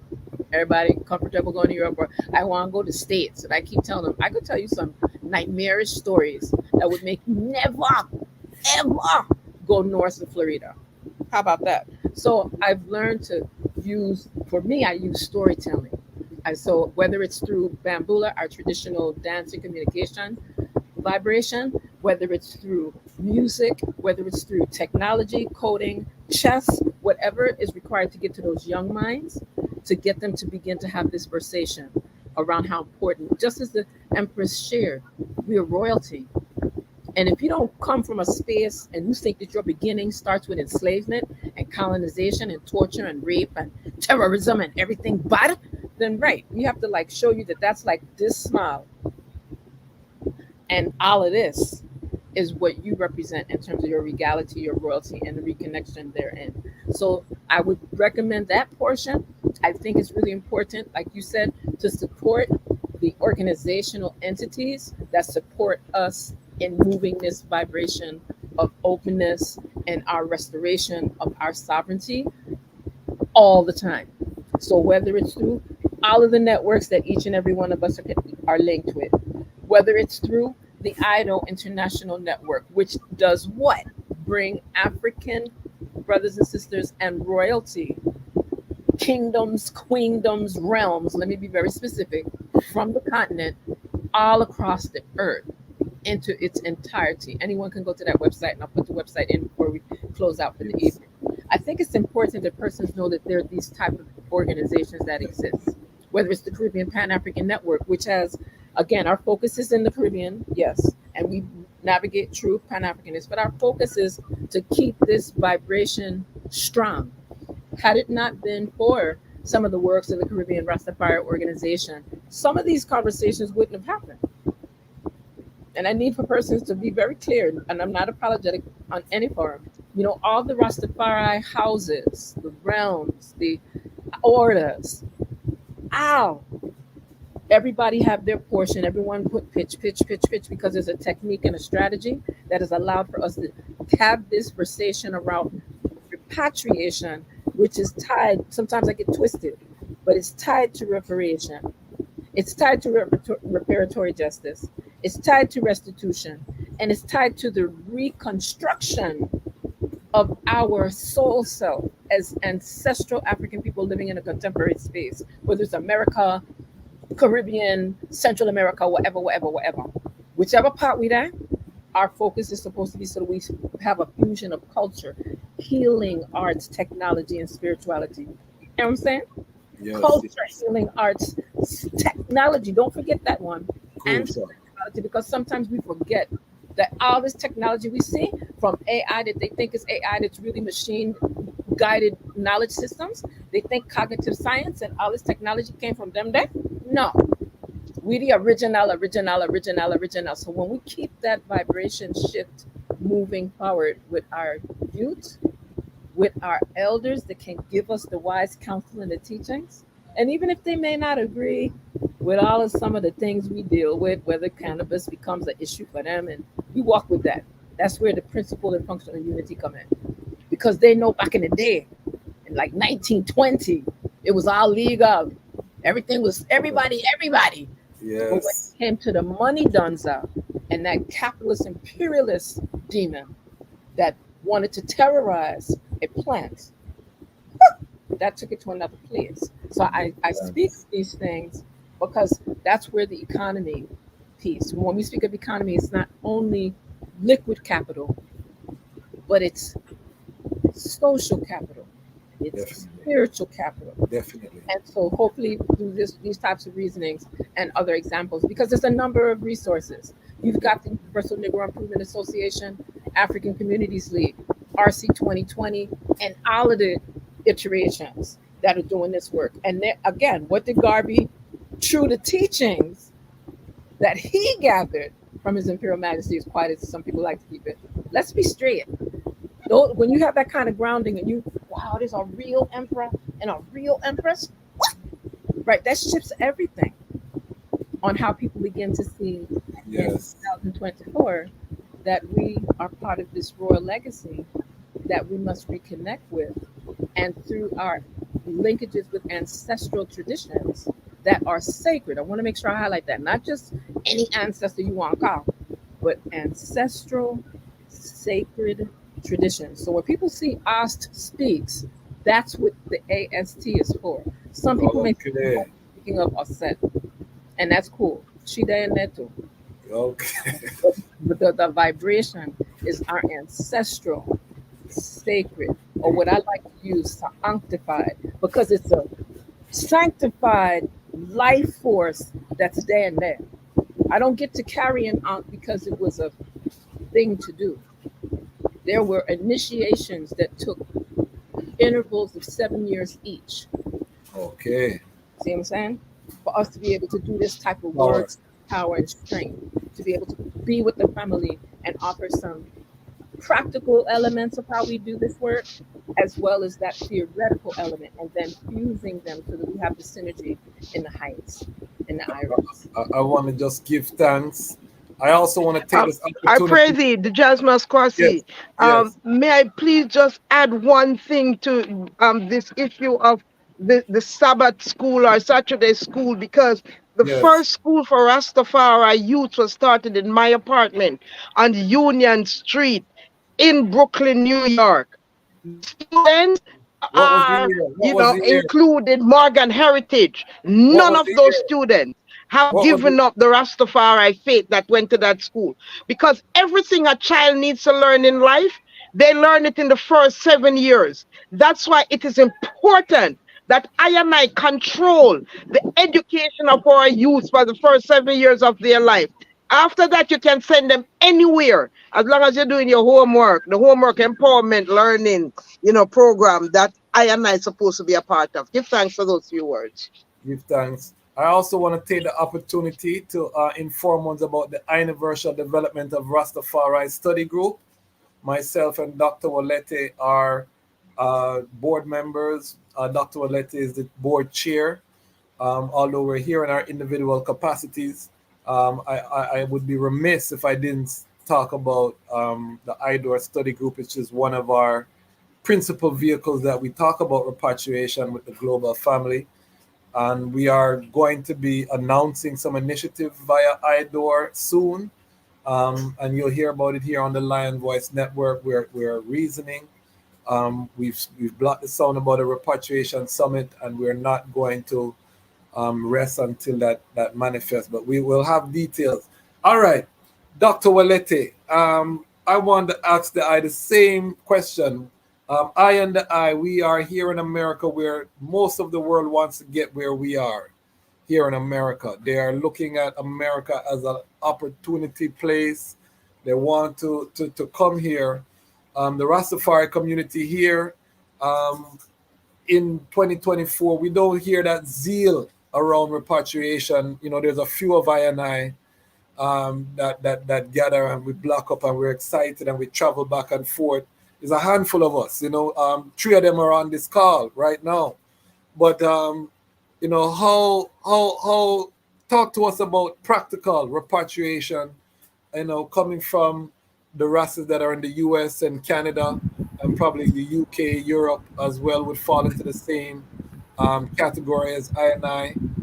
Talk to us about the practical realities and what does that look like? Yes, I give thanks. I'm listening to the eyes block, and as I listen, I'm taking these deep breaths.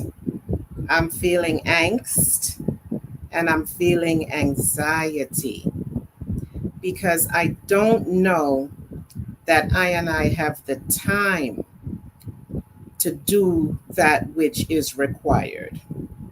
I don't know that I and I have time to get the language. I don't know that I and I have the time to raise the resources, the economic piece.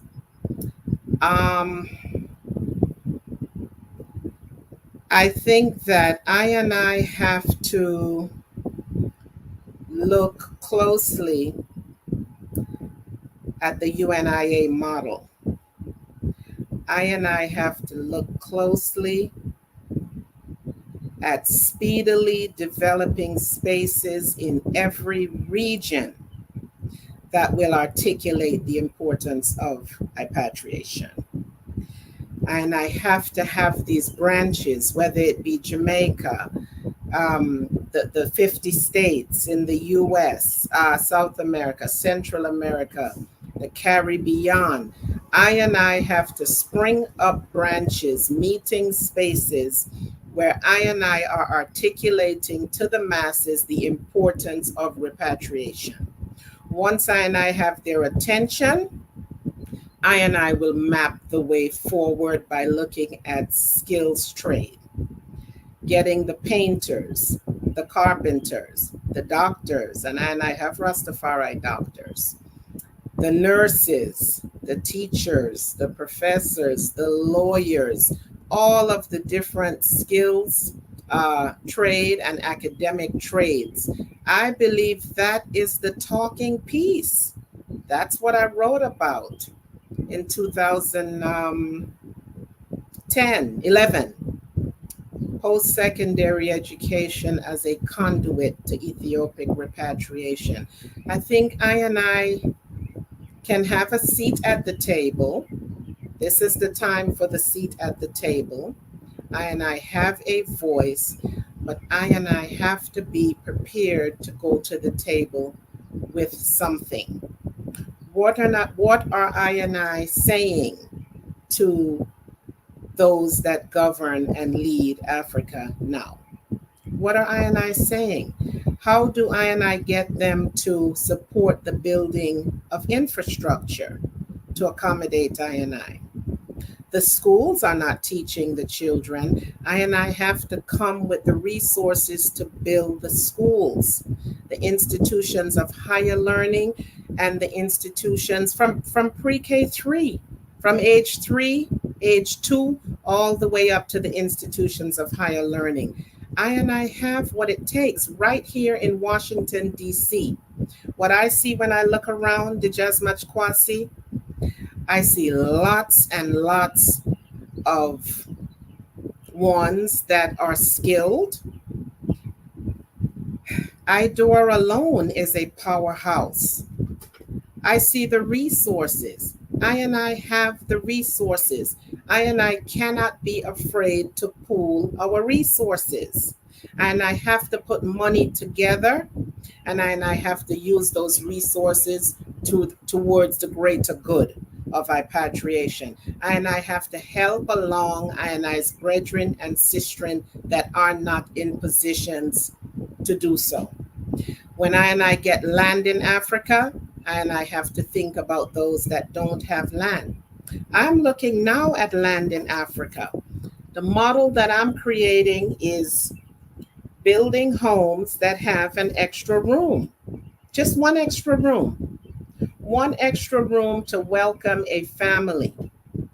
It can be a 6-month vibration, 12-month vibration, but preparing spaces that are not used on a daily basis by the families that reside in the homes.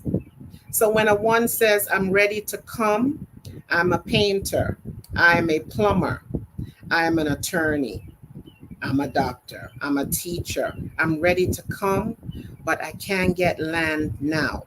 I can't build now. I am able to say, well, my home has an extra room, because it is one hand wash the other, two hands to clap. When the plumber and the painter comes, there's work in the community for them. Before you know it, they've moved on to either another family or to their own space, and a new family is welcomed. I can't imagine how else it will happen. I can't. The Mama Fires of the world. Is Mama Fire getting land in Africa to build? No. But I am, right? And I really have to look at the reality of repatriation. I don't want to be over in Africa by myself. I want to look to the left and look to the right and see my brethren and sistren there with I. I want to be able to send my children to institutes of learning that are talking about the selected speeches of His Imperial Majesty, that are talking about the mighty work of the UNIA, that are talking about the Organization of African Unity. All of these things that will empower African youth to be forward thinking, to be Cree lovers of their own destiny. You know, I and I are late going home.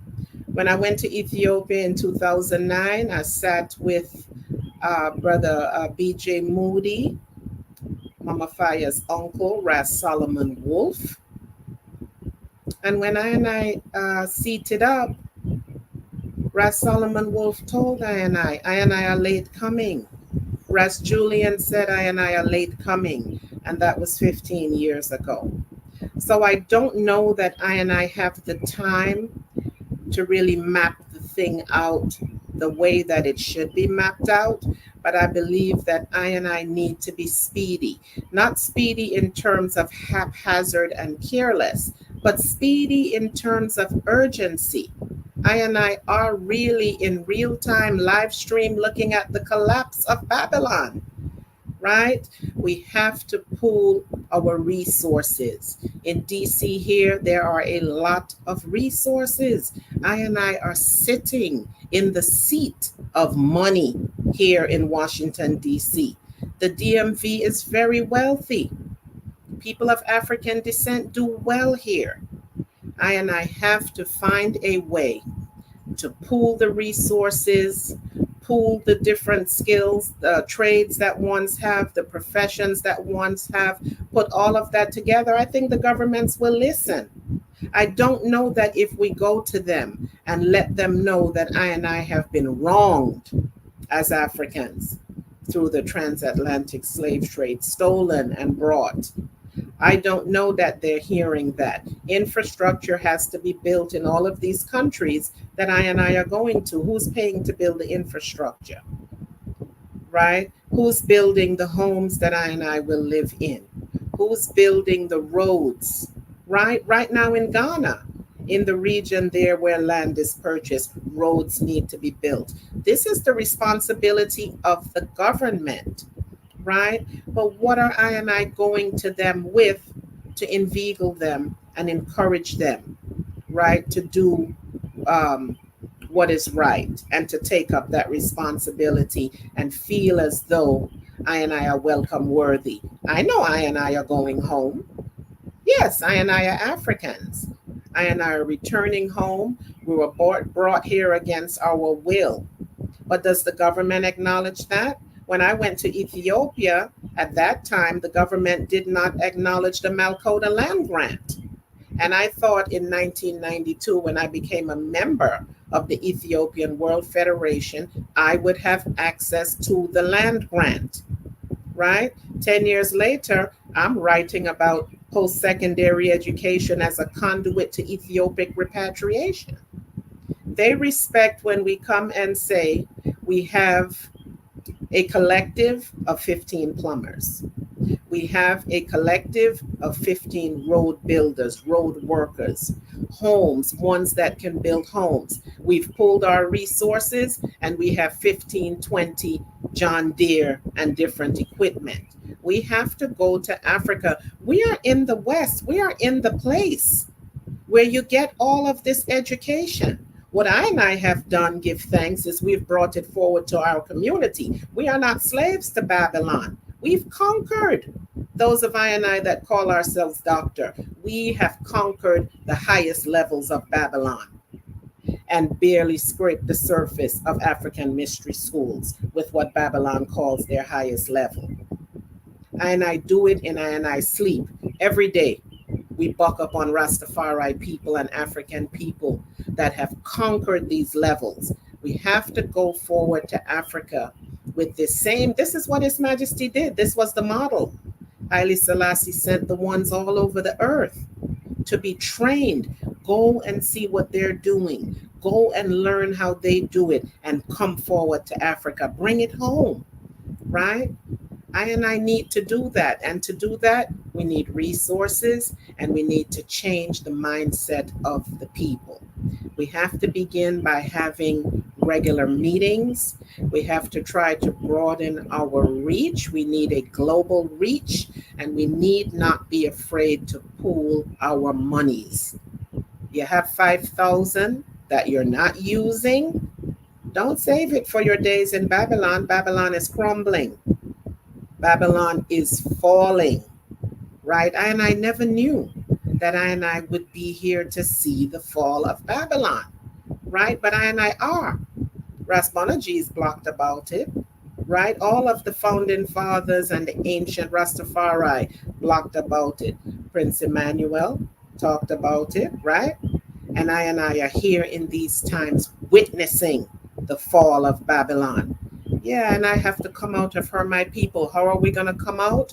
We're going to come out by putting our resources together, seating up with the governments, writing letters, right? We're writing a letter. If Idor wrote a letter to the governments of Ghana and request a meeting, we don't hear forward, we write another letter. Those that are on the ground, let those in power know that we want an audience with them. Someone is going to hear I, but this is the way that I have to move. And the workers are few. That's the part that saddens I. The workers are few. It is the I, Dijas Matkwasi, that will have to write the letter. I will have to write the letter. Dr. Chenzira will have to write the letter. Queen Mother Moses, Rasipo, Bonga Greece. I are the letter writers. No one else is going to write the letter. No one else feels this urgency, right? It is I that keeps saying, oh, repatriation. We've heard from time immemorial, repatriation now, right? But we're not there. We're still in the West. We're still here. So now that we're feeling it bubbling up like a ginger ale or bubbling up like Kilimanjaro, I have to act. And we have to be serious. We have to put our money where our mouth is. You know, when I build my home not too long from now on the continent, I am building space to welcome those that cannot pre-love their own space. Nana Faraika is not buying land in Africa. Bongo Wisely is not buying land in Africa. Mama Faya is not buying land in Africa, right? Ras Iris is not buying land in Africa. I that are standing on their shoulders, the shoulders of our ancestors and the shoulders of those Rastafari that paid a dear price. Oh, they paid a dear price. When we think about coral gardens, oh, they paid such a dear price. The brutality, the sufferation that Rastafari has endured. And today I stand somewhat triumphant, right? Doctor this and doctor that and attorney this and attorney that. I are in greater positions than them. When I go to the supermarket or to the Whole Foods or to the Aldi and the prices are so high, I'm still able to pay my bill, right? What about those that cannot pay? And I have to be mindful. This is what Rastafari has taught I. His Majesty has taught I that I have the responsibility for those that are less fortunate. And it doesn't mean you take everything you have and give, right? If I have a 4-bedroom house, I'll now build a 5-bedroom house. That's our responsibility. And we have to think that way, or else we will be in Africa alone. There's so many that can't come, but maybe they can paint. They can build kitchen cabinets. They can build homes, right? And I have to make sure that all of I are present at the table, right? We have that responsibility. I are tasked. The Rastafari faithful are tasked with becoming members of a new race. And that new race is the race that puts aside petty differences. Queen Mother Moses said it. Dr. Chenzira said it. I must walk hand in hand with our brothers and sisters of different faiths. Saying so, yes, for these few words I give thanks. Rastafari. Give thanks, give thanks. All right, we're at 7, but I'm gonna do a little overtime because I want to get to an exciting part for I want us to use some creative license here. I'm going to grant each panelist $10 billion. All right, I'm gonna grant each panelist $10 billion. In what currency? US currency right now. No, pound. Cause we're using imagination. English pound. I'm gonna grant 10 billion pounds. What are the moves that we make as Rastafari? Now, money is no option. That's why I'm granting the money, because I don't want money to be a obstacle. I want us to just visualize, what does repatriation look like? What are the institutions you're gonna build? What are the things that, what does your Zion, I've been using Garnet Silk, Zion in a Vision to promote this on social media, and he said, I saw Zion in a vision, stretching forth his right hand. It's like a family reunion. You know what I mean? This idyllic thing. And I think as Rastafari, we have to keep that idealism of this united and liberated Africa. That's part of our trust as well. That's what we bring to the table as Rastafari and as creatives. I'm going to start with the Ibongo Greece. I just wire 10 billion pounds into your bank account, Bongo Greece. Give us the moves? What's the next move, Bongo Grease? Give us the movements for the United Africa.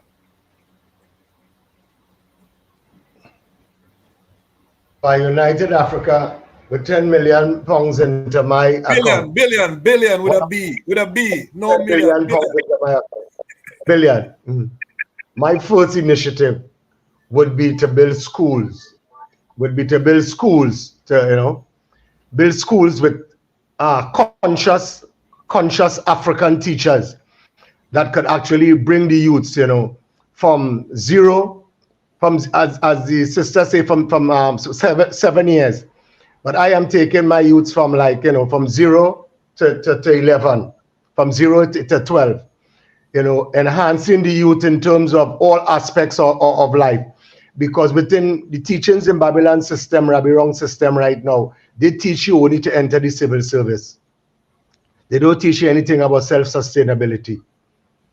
So you knows nothing about yourself, nothing about yourself and how to generate or how to even navigate the system. And the worst of it all is to be a child and wake up in the morning and see a big white blue-eyed boy hanging on the wall. And that stems from generation to generation to generation, where children lost the respect and enthusiasm of the self. Because when you look at a child from small, going to a particular in the urban area to clean a yard, while you cleaning the yard and picking up all the dog filth and everything, the colored child upstairs who comes to the window and peep downstairs and see you, he just watch you in such a manner that, okay, you see who is cleaning the yard and picking up the dog filth. So his philosophy is that job is not for him. He knows that, upstairs where he is there, he have to follow the other pattern, whether it be entrepreneurship or whatever. So I just showing you how downgrading is be to our children. So with that kind of money, I looking at schools, resource centers that could teach children proper skills, a skill bank. Because it's evident today that most of our children who did not succeed in school academically always believe that tech vocational schools is for failures, those who didn't succeed academically. So they get harassed. When in truth and in fact, a trade person who has a trade skill does actually make more money than a teacher. Because you go to school, and sometimes I see some of the girls in the class, and they're playing the fool, only talking about boys or men whole day, they're playing the fool. And some of the sisters, some of the others have attained academic passes and move on academically, are now doctors and teachers and everything. But however, those in the class who were playing the fool during that course of time end up picking up a skill. They are now nail technicians, hairdressers. Now they make more money than the teachers. They have more time for themselves because the teachers and the doctors have no time, actually no time much time for their family life. Where these nail technicians and all these people and them have more time for themselves. Again, so I look at skill development, learning resources in terms of skill development, and trying to bring all our African people to a higher standard of living in terms of consciousness. Because I can't give a man $1 million in his hand just so, and he don't know how to use it. It will soon depart in a couple minutes. So it's all about teaching ones and ones that aspect of thriftiness, how to navigate the system, how to learn a skill, how to empower oneself. Because there are so many esteemed sisters there on the platform. I read this be for a wife to see her husband could go outside and say pick up a couple of pieces of wood and build a phone cup, rather than have to call somebody outside to get him a job just as construct as a man to construct a phone cup. So the skills and the skill development, it would go a long way in terms of family life. Yes. So this would be some of the initiative that I would use for my money. And just very that kind of where would those schools be built? In Trinidad, in the Caribbean, on the continent? Just give us where are these schools going to be built? I would build here, and I would build on the continent. I would love to build on the government, because Africa awaits its creators, and as such, having a multilateral or multicultural view of life, it will be easy for me to go home and set up that structures for my people, because that is part of my prerogative. Give thanks, give thanks. To And return I want home to also and do that. acknowledge this panel is a result of Bungle Grease. Bungle Grease is the one who gave I the call and said we need to do something for African liberation, the elder. I am a tool of the Most High. So when my elder we make it happen. And Bongo Greece also has an extensive archive, so I could imagine that archive could be duplicated and put into these schools so that the youths them could have access to all of these documents and rare books that Bongo Greece has in his possession. So give thanks, Queen Mother Moses. I'm wiring $10 billion pounds into your account, Queen Mother Moses. I need to know what is your plan. Well, I will have to definitely lion back on Bongo Greece, because I am the chief education officer. And remember now, our God and King thought education so important that is the only ministry he never gave to anyone. He kept that ministry, so it's a very, very important component. So yes, schools, which would be at all levels, elementary, high school, and higher ed. And each school must have a museum, right? And we will have the cultural tourism component, because that is, our culture is very, very, very, very wanted throughout the world. The Rastafari indigenous village model, I think that should be the model to be replicated on the continent and in the different islands. This way we have a source in every country or island, as we deal with the transition for the repatriation component. And dealing with schools, I would offer a scholarship to every single one of the students currently enrolled in the Haile Selassie High School in Jamaica, to ensure, because His Majesty, what he intended and what the government of Jamaica ended up doing is two different things. His Majesty gave them goal to create a university, to buy up all of the lands them around Payne Avenue, a university, and to create dormitories. Okay? We don't know what happened to the goal, but we know, say, they created a remedial school. What was supposed to be dormitories is now being used as public housing to regular housing communities. And they are going by the spirit of the law, not the letter of the law, because Haile Selassie High School goes up to grade 13. And I know that high school generally goes to grade 12. So they're kind of going on like say, yeah, them still are doing what they were supposed to do. But I definitely have to have a presence in transforming that school from a remedial institution to an institution of excellence. From those students come in, from that grade that they come into, they should be instilled with a mindset for higher education. You are with us for the long term. And these institutions that we are building, that is the same model we would like to really impart. And the good news is that, Haile Selassie High School has partnered with Heart Trust. So they do offer the vocational training, because we want all our students to graduate with that solid academic background, but also have skills to start making money immediately. Whether they're going to fix care, they are going, whatever, fix your conditioning, intellectual property, they need to be ready to manage AI and not let AI manage them. Okay? So these are, we want models. And like I said, if I and I can really unpack the Rastafari indigenous village as a model, we will definitely be well ahead of the game. Now, I know the time is going, but I want to really just say, we just need to implement and stop starting over. Everybody keep on starting over a new organization because them want to say them is the one we started and them is the one. We need to stop it. It's coming like the political parties. When political party lose power, the next one come and start over from scratch rather than continuing with what is working.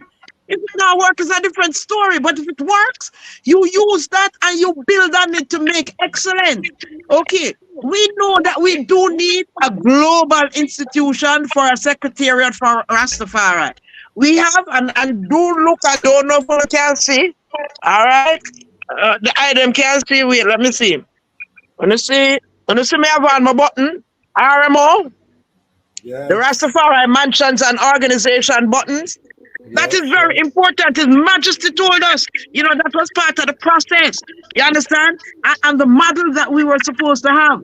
And we had started that before. We reached a far way before we got derailed for personal. Because individuals want to highlight personal individuals who them think that them want to highlight. That's how April become Rastafari month instead of the Lion of Judah month being July, and our Holy Mother April month, so we can make the world know who this Queen of Kings is. Yoval and Rastafari, because Rastafari don't even know who their Holy Mother is. Yoval. So land grants.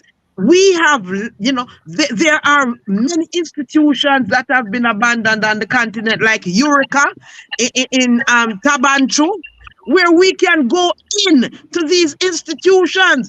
They already have buildings in them.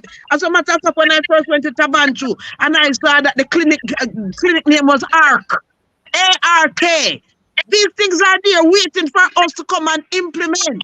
No, the Rastafari Global Reason in 2003, that was held July 16 through 24 at the University of the West Indies.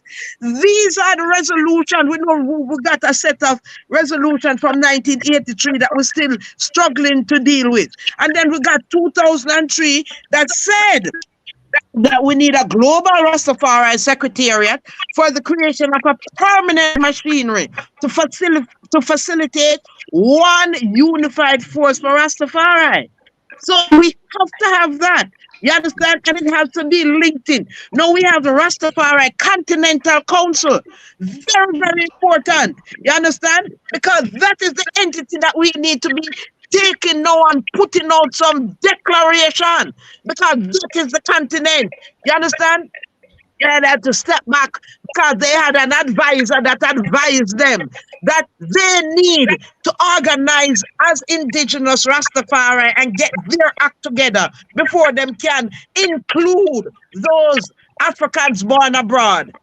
Foolishness, because of that, how many years now we stagnant, because who have those facilities and those kind of resources that can help on the continent that is short of human and not human, but material resources and financial resources.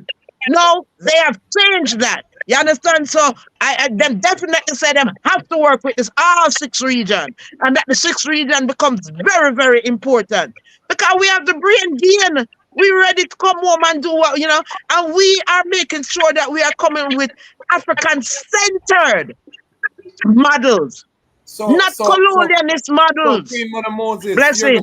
You're gonna fund that brain transfer with your 10 billion. Is that what I'm hearing? Are you gonna be funding? Not just you see, because we are setting up the Rastafari indigenous villages. These villages are going to be money making places. You understand? That we can all, because we are doing vocational education while we're doing academic educational also. So our youth, these are where people can come into these places, get them car fixed and, them air conditioning, at minimal, cost, because we have to keep down, because we have to keep our money circulating within these communities we are creating. I like it. So we have to fund the communities that we are going to be creating. We have to have a physical space and building. That is the Rastafari Global Center. RMO needs that to be funded out of that billions of dollars the Yes. Jasma Squassy. That's one Yes. of the first thing. Because when you have a base, people can find you. And you can Yes. send out the frontline soldiers from the bases. You understand? And we And replicate the bases and all of the countries in Africa. And every Caribbean island have a base also. So that's how we're going to use the billions of dollars that we're going to have. And we have it, you know. Don't think we don't have it, you know. And let me tell you I something. know that. We have it. There's We a have it. message. There's a So that's message why we have to tonight. give thanks. Yeah. And With the one way, being let me firm. just close off now because the time is going on, right?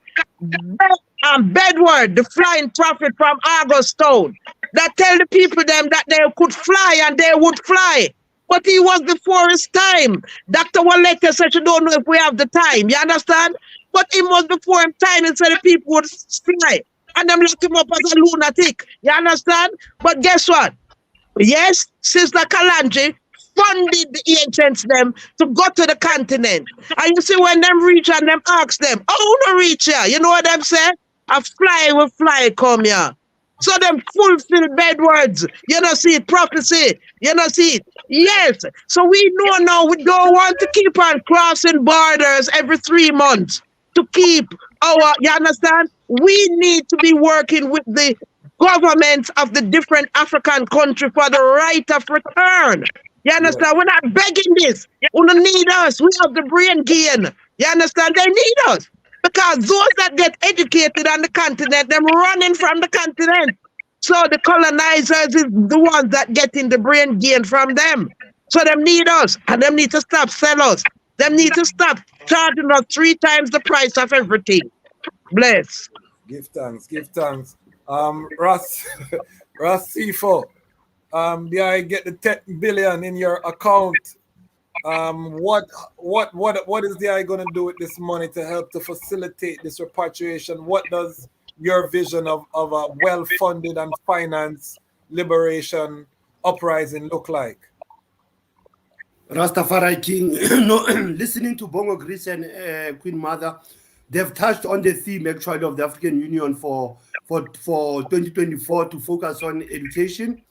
They have touched on an important aspect of land. They have touched on an aspect also of economic sustainability. But what I think I now will have to focus on in Azania and the Living Spora is the welfare and the welfare, social development, human and people's rights, protection of the Rastafari community, security and defense of the Rastafari community. Because even if we can talk of everything, but if we don't defend I myself, it will be difficult. And I think what is important also is to promote tourism, the tourism and the hospitality amongst I and I. We should invest in that so that it can grow further. The fifth element, it is also for I and I as the Rastafari community to look not only at the welfare fund or education fund or the legal fund, but is to invest in the knowledge as the capital. Money, yes, is there, but the knowledge and the experience of the Rastafari elders who are in Azania, who are in Africa, that how do we invest in the knowledge of our elders who are here, who I will call them the Rastafari knowledge servers. And finally, the Rastafari media. We need to focus on the Rastafari media. Why? So that we can deal with the misconception, the misrepresentation, the misinformation about Rastafari. So you'll want to create that Rastafari global network, the Lions and the Lioness Voices network within Rastafari. And for I, those are the key elements that I see. And the final one being the one of when we talk about legal, we look at this cannabis industry. Are we going to have cannabis entrepreneurs within Africa and the Living Spora, or are we going to have cannabis tenderpreneurs or cannabis mafias? Because we are going to sit on cannabis gate scandals in this continent and outside. So we need to check when cannabis become relaxed in the Living Spora in Africa. How do we manage the issues around cannabis or dacha or marijuana? How do we deal with it? Because you cannot invest on it and the money still goes to Germany and Canada. How do we keep the money within the African continent to benefit its own sons and daughters? So that is in short, that I said, once we can invest on that, and that's where we can facilitate repatriation. I've spoken about tourism. I've touched on the welfare, because most of the Rastafari elders who were living the West, there was a challenge on their welfare and health. So if we don't focus on that welfare and health, the basic creed of Rastafari, the creed of let the sick be nourished, let the aged be protected, let the infant be cared for, let the ignorant be educated. If we can cover the creed within that space, that will be able to assist I in this time. Rastafari. So I wanted to touch on something you said, the security aspect. What does a well-funded Rastafari security firm look like in your vision? What, how do you envision that Rastafari security? Because it's a good point, because if we have business, we have farms, we have money transferring, if we have cannabis planting, we have to have a system to protect all of these assets once money and things are flowing. So what does that look like to the eye? There'll be two ways. The issue of understanding that cybercrime, it is also the threat to investment. Secondly, we might need to go physically, like Emperor said, educated for war, but strive for peace. So if needs be, you need to have a military camps. You need to have military training grounds for the Rastafari community. Because that's what His Majesty said in 1963, that we need to have our defense systems to avoid the external interferences and threats. So within the Rastafari community, we'll create what I call the Rastafari military organizations, that it is always to secure their families, secure their communities, and also in that level, I think that will assist I. Give thanks.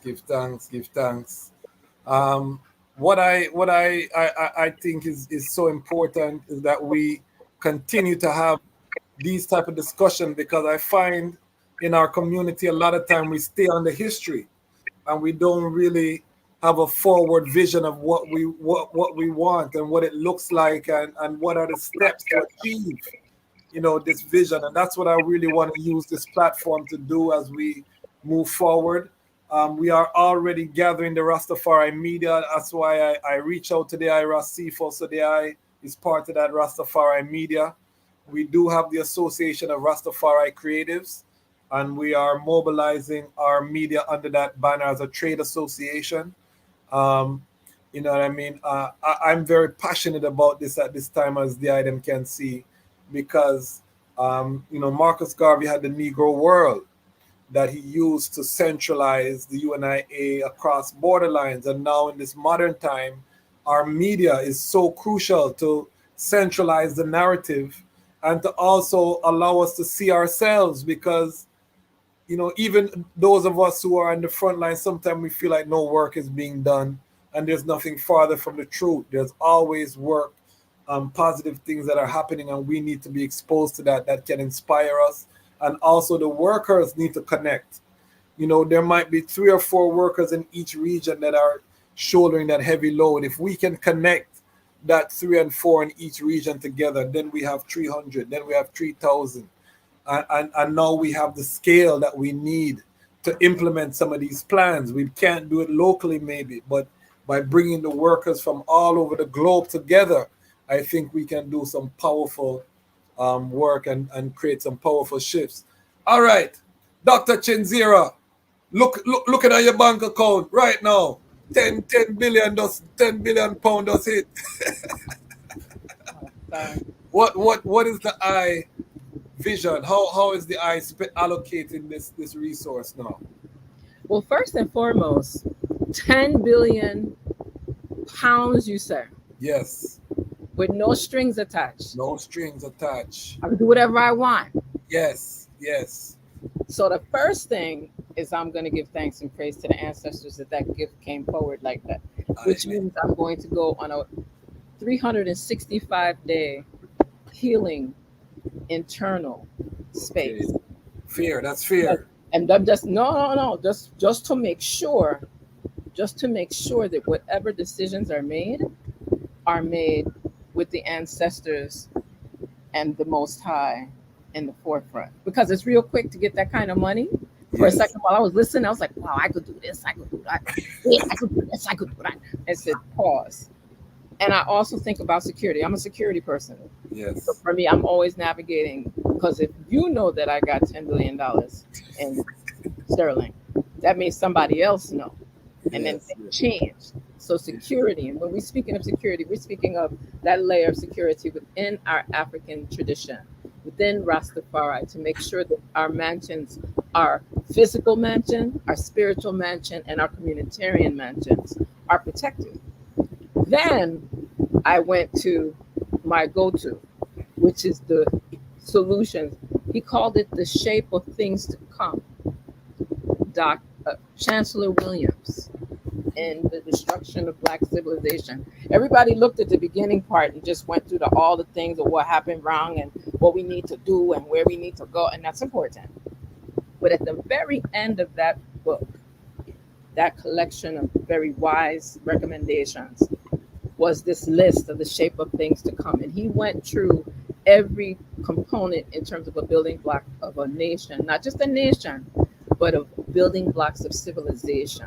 Okay. And that's where, when I heard that vibration, I'm not going to, shop, do some things, help some people, great. But we need to be helping institutionally. Our vibration needs to be on manufacturing. Our vibration is to be to take that natural resource in those 12 million square miles of the African continent and being able to make that resource in the continent benefit the continent and us. Very clear, very, very clear. And then my list continued, because then my list started to look at how do you provide resources for operations for these existing authentic Rastafari, ancestral African, global entities. And just, I'm sure each of us could think of 10 entities that could use some strength right now. And what would that strength look like in terms of not just the liquid money, but how do we let that liquid money serve as leverage to make it make more, to make sure that there's a sustainability. You know that word that people don't like to use all the time? Yes, You just want to just yes. have it, just spend it and pour it out. It's like you just open your mouth and dollars come out. No. So I would also look at divisions of economic planning. And again, I'm not an economist, but I know that they need to be at the forefront to guide how you deal with any kind of serious influx of money and resource like that. So I would go with the economic planning and development. Then I would look at how do you engage in communitarian cooperatives. Bottom line, we need to do a survey of existing conditions. Okay, $10 billion in UK currency. How do you leverage that? What portion might you need to invest in what? Where does the Bitcoin and all this other crypto stuff kick in? Because that might be another place. And I don't know if I really would like fiat money, that's fiat dollars. I think I'd like to transition that into like land resource, airplanes, gold, train. Gold, Where I'm going, yeah. right? The whole building block. Because our issue, we would have that $10 billion in fiat, and it could be dust off quickly. So, perhaps get some gold, platinum, other things like that. Mhm. Perhaps actually restore that relationship so it's not just Asia owning all the mines everywhere. It's us with our resource, with our manufacturing resources and materials and equipment, our own trucks, us doing the construction. Maybe we would actually have an institute of technology that would address some of those things. Departments of finance and banking for those people that master in all of them areas. Make sure that we have the legal framework. I'm gonna leave that to you, so that we can make sure that we have everything legally up to par and up to speed. And if we have to change policies to transform our sovereignty realm again, I think that $10 billion can facilitate some of that, right? And then, like I said, we need to navigate purchasing, agriculture. Everyone keeps hearing me say these things. It's like the AAA vibration, agriculture, architecture, and the arts. Got that? So that we can make sure that these things are sustainably organized and institutionalized long term, right? I heard the portion on tourism, so I'm integrating that inside of that. There's got to be a division or an element, as was shared by Dr. Williams, in terms of political action, public education. How do we engage with those things around community services and community centers? Health, hospitals. If everybody dead, the money don't matter. So it's important that we deal with, and I'm saying hospitals because that's what people remember, but we would couch that within our wellness centers and making sure that every wellness center has a farm, not a garden. Gardens are nice, but a wellness center. Farm, yes, farm's a table because hospital food kills you. We want, yes. And then, of course, as I mentioned earlier, around security, which implies intelligence, defense, we need to make sure that we are protected and secure in our homes, in these places that we're doing our world of spiritual attunement. Everything needs to be protected. We definitely have to make sure that we have ancestral spaces that guide us in this work and be able to facilitate the resources needed for that. All these youth activities, Pan-African affairs, everything has to be incorporated in terms of that commission, if you will, of spiritual life as it's referenced therein. Building blocks that deal with, we say libraries, some say truthberries, some say collections, some say museums. However you put it, we need to have a space for our ancestral traditions, artifacts, belongings that belong to us. $18 billion, yes, definitely we'll put some resources aside for the repatriation of everything that belonged to African people that's in Europe. That's like very important to professors like me because I get tired of seeing everything that belonged to our ancestors there and there. So it needs to come out. Right, that one. And then, of course, looking at how we can facilitate the same building block principles of establishing our own governance. Because in doing this, if we're doing this through the lens of their governance, then that $10 billion won't go that far because the IRS will be right next to you. So we need to navigate how we're dealing with every single iota of every pound that we acquire so that way all of it stays with us. All. Nothing go out beyond what I pretty much so outlined here. And then, of course, I have my usual list because as quiet as it's kept, if I were to be granted the gift of $10 billion in UK currency, I sit as the second assistant president general of the UNIAACL RC 2020.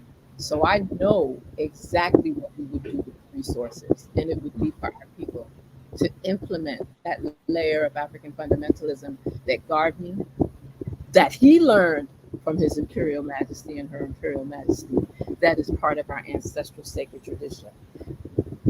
And then perhaps I'll go snorkeling. And do something. Yes, yeah, you have to add in some things for yourself. Definitely. I just do a little snorkel. Might be a really, really nice yacht, but I'm just saying, honestly, it would be about pushing through the shape. I like how Dr. Williams put that, the shape of things to come. And he went through all of the building blocks of what civilizations require for their sustainability so that this resource can leverage and facilitate generation upon generation upon generation upon generation. And we would still be in the Einity and in the full Iris with the Most High. Give thanks for that sound. And make sure you're subscribed. If you have not subscribed to the platform, make sure you subscribe. This is a movement. All right, I would subscribe to the Lions. Yes, I would subscribe to the Lions Voice Network. Yes. For everybody. Sponsor. We want some of the £10 billion too. I mean, I want the Battle of Ottawa animated film. I want to see it. You know what I mean? I won't stop till I see it. I want to see Haile Selassie's Ethiopia, the rise of the priestly warrior kings animated version of the birth of His Majesty. You know, I want blockbuster films about Yasantiwa. I want to see the Patrice Lumumba limited series. These are all things that we must do ourselves because we cannot wait for Babylon. There's been no feature film on Marcus Garvey. You know what I mean? Can you imagine? Who are we? Are we gonna wait for them to do a watered down version and then we go and we complain about how they watered down Marcus and have Will Smith play Marcus Garvey or whatever? You know, we don't like. You know what I mean? So we have to, as Rastafari, we are strong within the earth and we can create our unapologetic media and we can build the platforms to play that media. So that is where my vision is. Dr. Walete, check your account, please, and see the 10 billion pounds that just watch out. Check the account, 10 billion pounds. Now tell us how are you spending this money? Yes, I. To Oh, well, give thanks. Oh, give thanks for that mighty blessing. You know, that is what holds I forward quite often, is the lack of resources, the lack of economics. So I am immediately investing 3 billion of the 10 billion in a construction company. Yes. Immediately 3 billion is earmarked for that, and 2 billion is going toward actual like a housing scheme, infrastructure, a housing scheme. Construction company gets 3, housing scheme gets 2. I'm looking at investing 2 billion into farming and agriculture. Agribusiness, yes. Agribusiness. So we're at 7. I'm giving 1 billion to Iritical Spaces. Iritical Spaces where all the Rastafari gather. I really think that's important, and I cannot forget to hold Sabbath and to give Isis. I believe in having Iritical Spaces for our children, for our ancients, for all of I and I. So I'm putting a whole billion into Iritical Spaces. That brings I to 8. I have 1 billion earmarked for museums and libraries or libraries, like Dr. Chenzira said.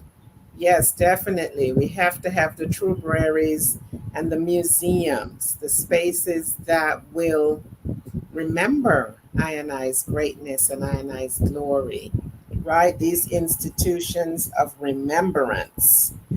And finally, the last £1 billion will go into education, into schools. So we have housing, and I have spiritual centers, and I have agribusiness. So we have food, we have construction business to build the housing, and I have schools, and I have museums and libraries. Yeah, that's how I would spend it. I think that's what I need. Hospitals, Dr. Chenzira said she would do the hospitals. So I know they are being built. So no need to use my resources. Use out of your 10 billion. I'm building Bingy House. You build the hospitals, right? So and Queen Mother Moses spoke about the governance and the leadership. So yes, boy, if I could wish that to be just much. Give thanks. Yes.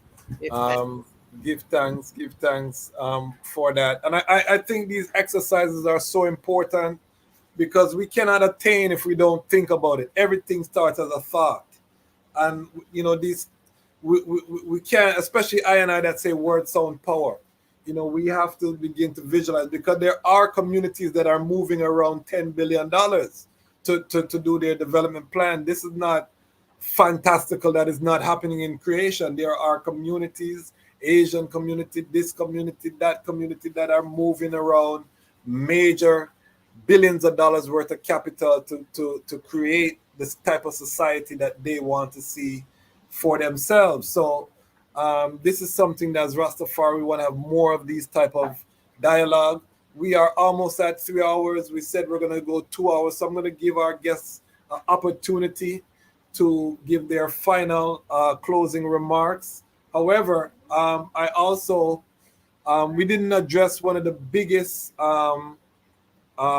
challenges, and I think we're gonna have to do a whole reasoning just on this challenge, which is the challenge of tribalism, and how do we address the tribalism in Africa as Rastafari, that we don't get lumped into be seen as another tribe that now becomes a fighting for resources, and this whole paradigm. You know, I think we have an advantage in that the young people of Africa look up to Rastafari. We have a cool factor, or a, you know, we're on a kind of cutting edge factor with the young people, and Africa is a young continent.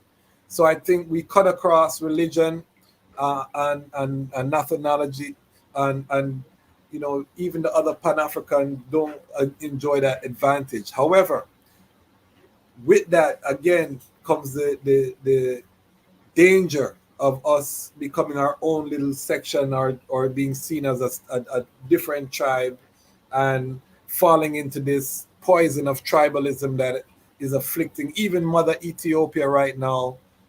They're trying to tear apart based on tribalism. So just very quickly, we're going to come back with a part 2. Give thanks to everyone for taking the time, giving us an extra hour. We advertised from 5 to 7, but with these minds, the time just flew by. I want the item to just quickly touch on, and we're going to start with the Ibongo Greece as the elder. Quickly touch on how do we address tribalism, and then just give us your final remarks to the family in terms of this African Liberation Day, and you know, charting our course forward, because again, we are just getting started on this journey. Although Mama Olete heard the sound that we're late, you know, I've heard that sound on the continent as well. I know Rasifo can chime in on that sound that we are late. I feel it myself, but I want to be optimistic. You know, let's all just block a sound in terms of moving forward. Bongo Greece, give us the eye sound and your final words on African liberation. And then I'm going to let the eye close us out with a prayer as our elder Bongo Greece as well. And as I say, you know, in conclusion, in sealing up, it is important for the continuation of the work of the OAU to be continued by the Rastafari movement. So since we are the pillars and the vanguard.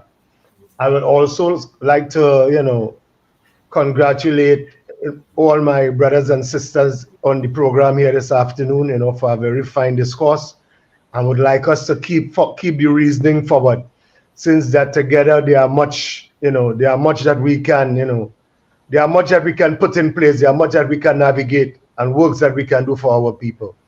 I would also like that anytime you all are visiting Trinidad and Tobago, I personally would like you all to take you all to the 12 Tribe of Israel headquarters, where you can look at their repatriation plan. They are very, they are very emotional about repatriation, and 12 Tribe in Trinidad is about the richest 12 Tribe mansion, I believe, globally right now. And next, again, as I say, pertaining to the tribalness, today, Rastafari, as we look at it as Rastafari as an indigenous people, we understand what is happening culturally. And we also understand that for Rastafari to be a nation, we must be a people that speak with one voice, linguistically, culturally, and ethnically. So I give thanks, my brothers and sisters, for this wonderful afternoon, on this blessed Iwa, you know, on the celebration of African Liberation Day. You know, so again, as I say, one perfect love. And I'm going to bring the eye forward to give us the final word and the prayer as our elder. So just hold firm, Bongo Greece. Queen Mother Moses, give us the eye sound, tribalism, and your final sound in terms of this African Liberation Day and this great return.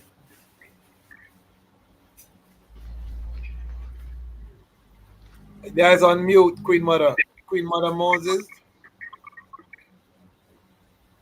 And make sure we can see the beautiful face. there and that cut off, please. Okay, yes. My Okay, phone go had ahead. died earlier, so I Oh, apologize for okay. my short absence while I got back some fast charge. And I would like to thank the Lion's Voice for, Princess, come please, come get this for me.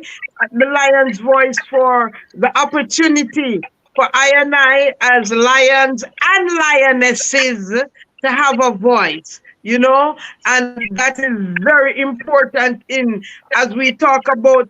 We don't even want to use those kind of words, but we want to deal with balance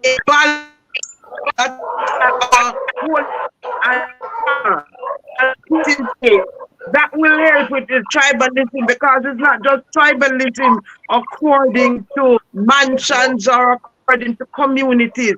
It's the tribalism of, you know, sisters can do certain things and shouldn't have a voice and must, you know, but the balance has to be there, you know, as His Majesty has put, you know, for us.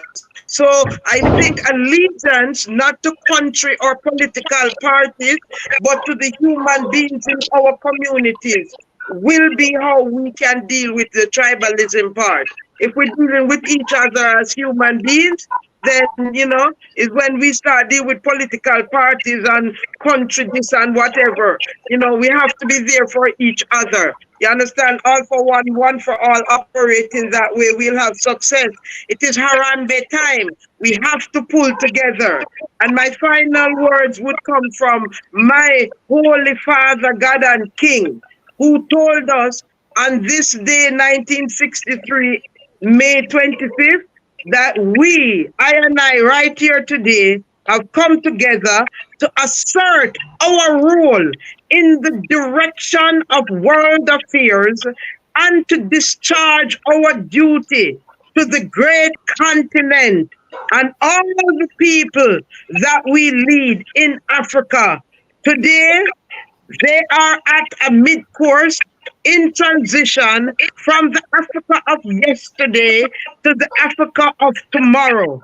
Even as I and I stand here, it is the future. And the task on which I and I have embarked is the making of Africa. It will not wait. We must act to shape and mold the future and leave our imprint and events as they slip past into history. So I and I have to be the change that we want to see, first in self, then family, and our communities. For all these words, I give thanks and the opportunity to be a servant. Give thanks, Royal Queen Madam Moses. She is the most traveled Rastafari in the history of the movement. I said that, and a man can challenge me anytime him feel like. I said that. Most of the local say many millionaires and maybe even some billionaires. See, a Rastafari, you know that have a name and a plane. Because, you know, as chairman club honorary of Delta Airline, I got my name on 953. And I also proud to report that I opened the airline industry to those with locks. Because when Delta hired me, they had in their policy that they did not have people with locks or men with beard. I had to change that with the credentials. So, my brother, but my title of Chief Educator of my Holy Mother Empress of Zion, you're over to deal with the mental, physical, and spiritual needs of our people. The balance in communication in business, you see, the masters in higher education, administration, and supervision, specialization in train the trainer, the masters in psychotherapy, clinical social work, divinity, the doctor of biblical studies, the PhD in religion, the master life coach, you know, certification at master level in 50 different areas. Ready for all. We have the tools. We are the human resources. All I am come with a everything for build this, rebuild the house of Rastafari. Blessings. Give thanks, Queen Madam Moses, and I think she was giving some of her credentials there. The Wi-Fi was a little shaky, but well qualified. mighty angel. Rasifo, give us, because South Africa is a very volatile place when it comes to xenophobia. We've seen images here of other Africans being attacked. We're disturbed by these images. But what is the fullness in terms of this issue of tribalism and the return? And then give us some of your final remarks as well. Rastafari King, as you know, that I were in the third decade from the post-apartheid of 1994. In few days, there is this election or even selections, political scene that we are in. The issue of xenophobia, Afrophobia, racism, tribalism, His Majesty was very clear in terms of how to deal with, in terms of this question of racial segregation. But in Azania, we've been having challenges since 1994. And I think the worst part we had, it was 2008. But it has become the norm and the ritual. Whenever you have this selection and election period, you have this tendency of starting to have a hate towards Africans, not a hate towards Europeans, but a hate towards our African brothers and sisters. So I think as a Rastafari community, days like this, month like this of Africa Liberation Month and Africa Liberation Day is able to revive I and overstand our role as the unifiers, because we are not dividers, we are the unifiers. We are the sons and daughters of His Majesty and Her Majesty.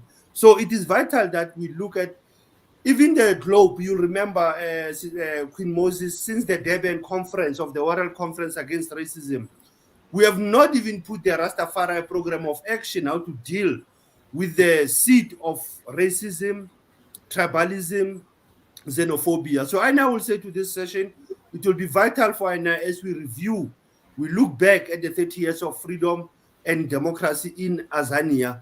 We also look at what are the threats, what are the challenges that will also face the African living spora if they want to come down to the continent. And the issues of racism, Afrophobia, they're not only in Azania, they are broadly in the broader continent. And it's the issue of economic resources, it's the issue of greed, it's the issue of misunderstandings, the issue of ignorance.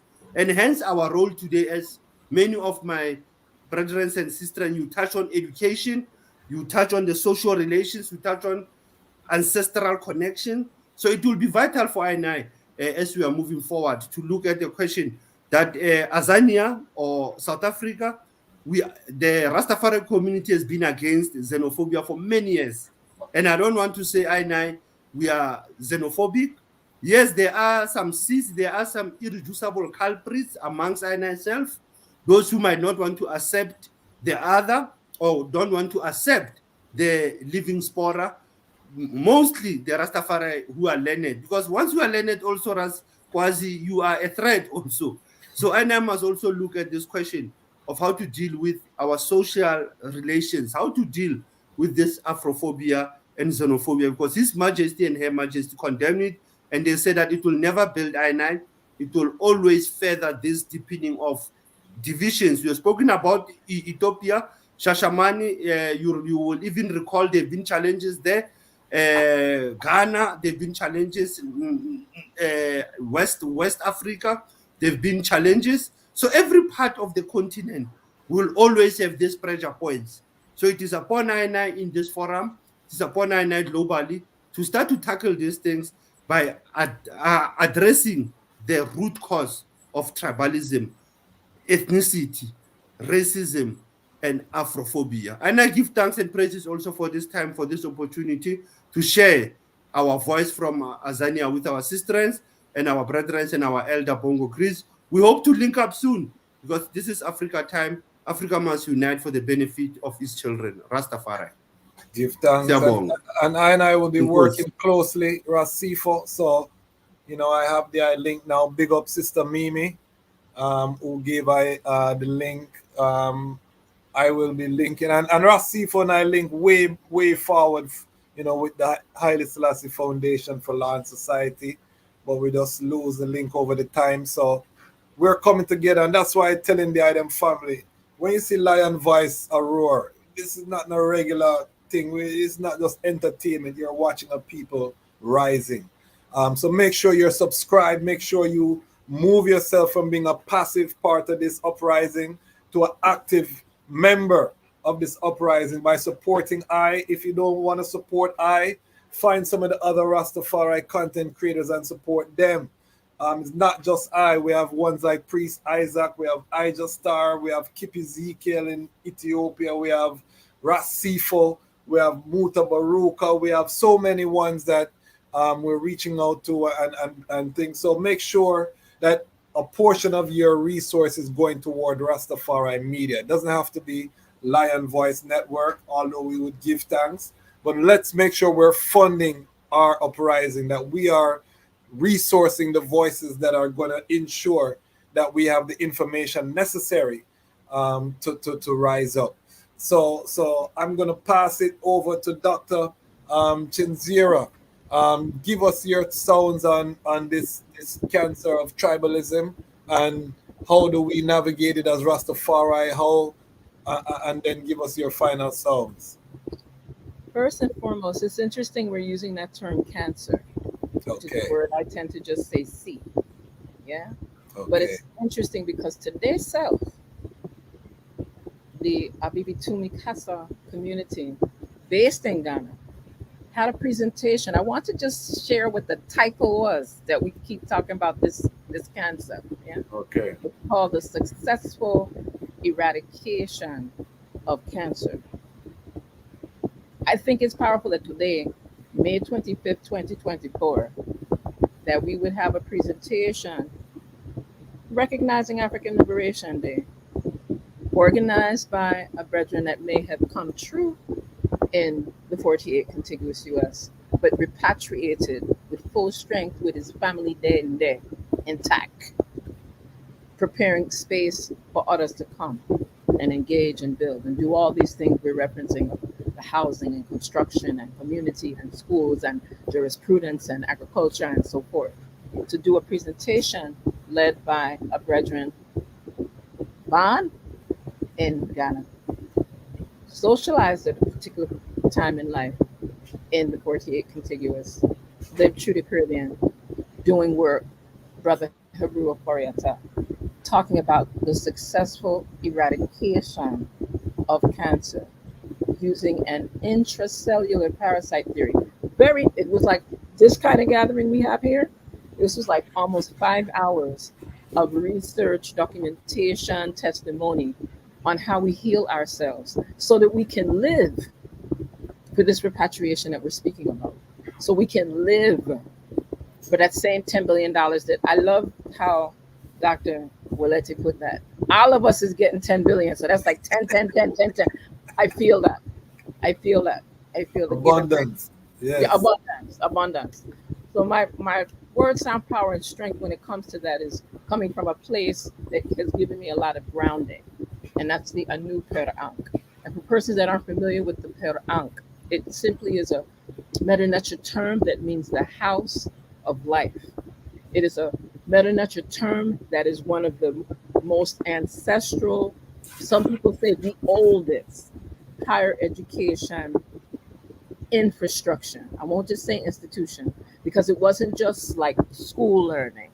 That's where the physicians went to be trained. That's where the midwives went to be trained. That's where the architects went to be trained. That's where the engineers and the construction trades persons went to be trained.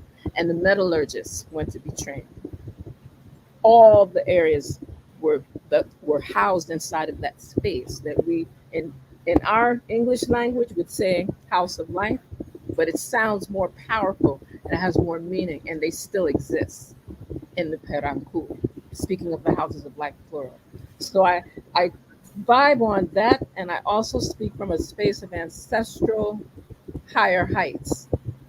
When I hear Rastafari in English, it lets me go back to what I can find on a temple wall more than 4,000 years old in what we now call, quote unquote, United Arab Republic, but along the Hapi. They call it Nile Valley.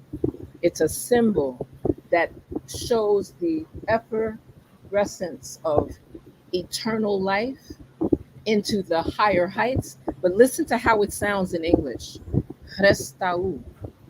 What does that sound like to us? So when I hear us speaking of all of these vibrations and shifts of how Rastafari's role is to be in this new united Africa, I go to that very ancestral millennia upon millennia ago inscription that's like almost 6 inches deep in stone. That when we pull out into this current language we speak, we are speaking together. Restau, which is the highest heights of the eternal space of the what we know as a Kedisheta. It's beyond this universe. And that's what Rastafari has the potential, the drive and destiny to bring into this new united Africa. That's what I heard in the hours of our reasonings, our sharing. And then it made me reflect, probably one of the few quotes I actually remember like word for word because it's short. In unity and love, we find our greatest strength. I'll say it again. In unity and love, we find our greatest strength. And those are the powerful words, of course, through transliteration and translation, of Her Imperial Majesty, Empress Menen Asfar. And to be able to have this type of a reasoning and to be able to visualize what we would speak of doing and how we, each of us sat here and started calculating. Dr. Waletti actually had the numerical configuration of, because she already prepared, right? And again, science. This is like ancestral science bringing in this vibration. I am very honored because it allows for us to speak truth to power. I invite everyone here. I keep hearing about the UNIA. And if you're not in any iteration of the UNIA, I encourage that you do that. Because that is an organization over 100 years old that has had an opportunity, may not be in perfection, but it gives us another layer. It's not like most of us are not in one entity at a time. Some of us are in governments, some of us are in ARAs, some of us are in tabernacles, some of us are in different institutions. Whatever is going to facilitate our ability to restore trust, to restore loyalty, to restore integrity, to restore those principles of truth, justice, order, reciprocity, balance, divine righteousness, and harmony. Like, no, no, no, no, no. That's what Rastafari's role in the new united Africa brings to the table. And whether we speak of it for those that speak of Oludumare, those that speak of Elohim, those that speak of Netera, all the names, because at the end of the day, it's one. It's authentically one. And that way we'll be beyond tribalism. We tend to feel, that word tribe has a couple of meanings. So on the cool side, we tend to say, you part of my tribe, you part of my family village. But when we get into the tribalism that destroys our very character of our shared humanity, that's the area where functional and principled unity and the skill sets and the meditations and the trust. I'm going to keep coming back to that term trust. Yeah, man. But we don't have the trust for one another. We don't have respect and loyalty to what we're dealing with. Then all of this is just going to be another conversation. And then our great grandchildren will have the same conversation. What if? What's up? And that's not where we're at. It's 2024. This is an opportunity for us to bring truth to power. This is an opportunity for us to really rise up. This is an opportunity for us to live up, because we need to live through this particular revolution. Not dead for this that day. We're going to live and live strong and live prosperous, right? To the best of our ability. Because you keep hearing me say it. Culture, healing, arts, technology, and spirituality. What I didn't say is that acronym is CHATS. And we know we quick to talk. But I'm talking about chats for life that have actionable deliverables. If you don't remember anything else I said, donate. Actionable deliverables. So that everything we speak in has an implementation element. Everything we talk in, we're willing to put Everybody that's in this circle, even if it's not you that has the $5 and $10 a month for Lions Voice Network, in our circle of all the people we talk to on our cell phones, all the people we reason with in the community, we're supposed to be able to at least have a representation of our circle to come and show the strength and support for this. Show strength and support for the UNIAACL RC 2020. Show strength and support for the Temple of Inner Peace. Show strength and support. You see where I'm going? For IDOR. So strength and support for EWF. That's how we begin to make this work and work well. That's why we're still talking about Garvey and not just Marcus. We got to speak of both Amy's, all of them, and the people that founded that, because they thought not just for 1914, they were thinking for millennia. So on that, I rest. And give thanks. I really appreciate of those powerful sounds, and you know, the eye has to be commended so much for your style of oration and bringing that Nile Valley perspective to I and I, because I think it's crucial. You know, Rastafari, we want to make clear we're not anti-tribe, anti-kingdom, anti-culture. We are anti-tribalism. You see, when you put the ism on anything, that's where Rastafari, we have a problem. But we embrace all of the cultures of Africa as Rastafari to I and I. You know what I mean? We trot through the whole continent, whether it's Yoruba, whether it's Hausa, whether it's Zulu, whether it's Tigray, whether it's Simeon, whether it's Amhara, whether it's Ashanti, whether it's Fulani, you name it. We are all embracing in terms of Rastafari. We love all of them because all of those cultures give us piece of our divinity. They all capture a piece of the greatness of Mother Africa. So we're not anti-culture, we're anti-ism.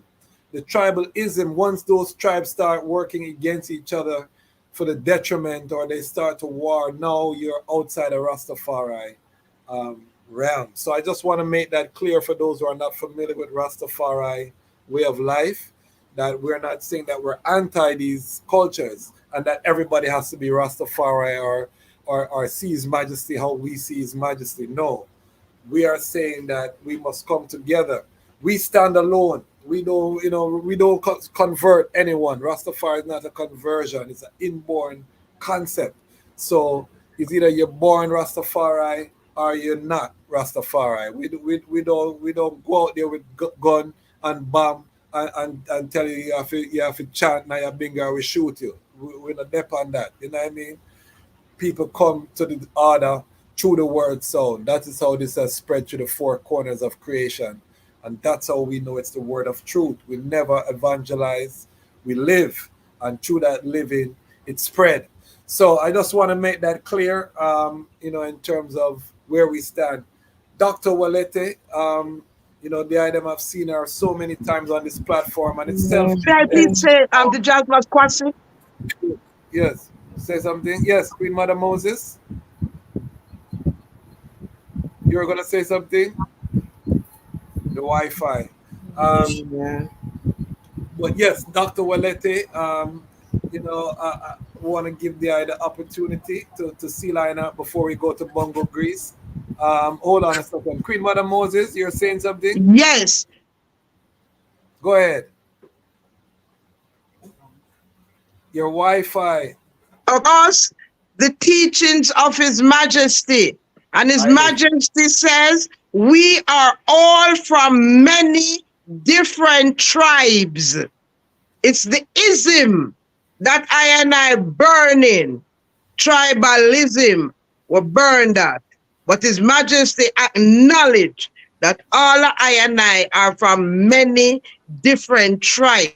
And we're not going to tell anyone that them cannot relate to the ethnicity that they are born in on the continent or outside of the continent. But that cannot be the way we impact unity in the ism of that. Blessings. Give thanks, give thanks, give thanks. So Dr. Walete, please just give us your thoughts on this unification.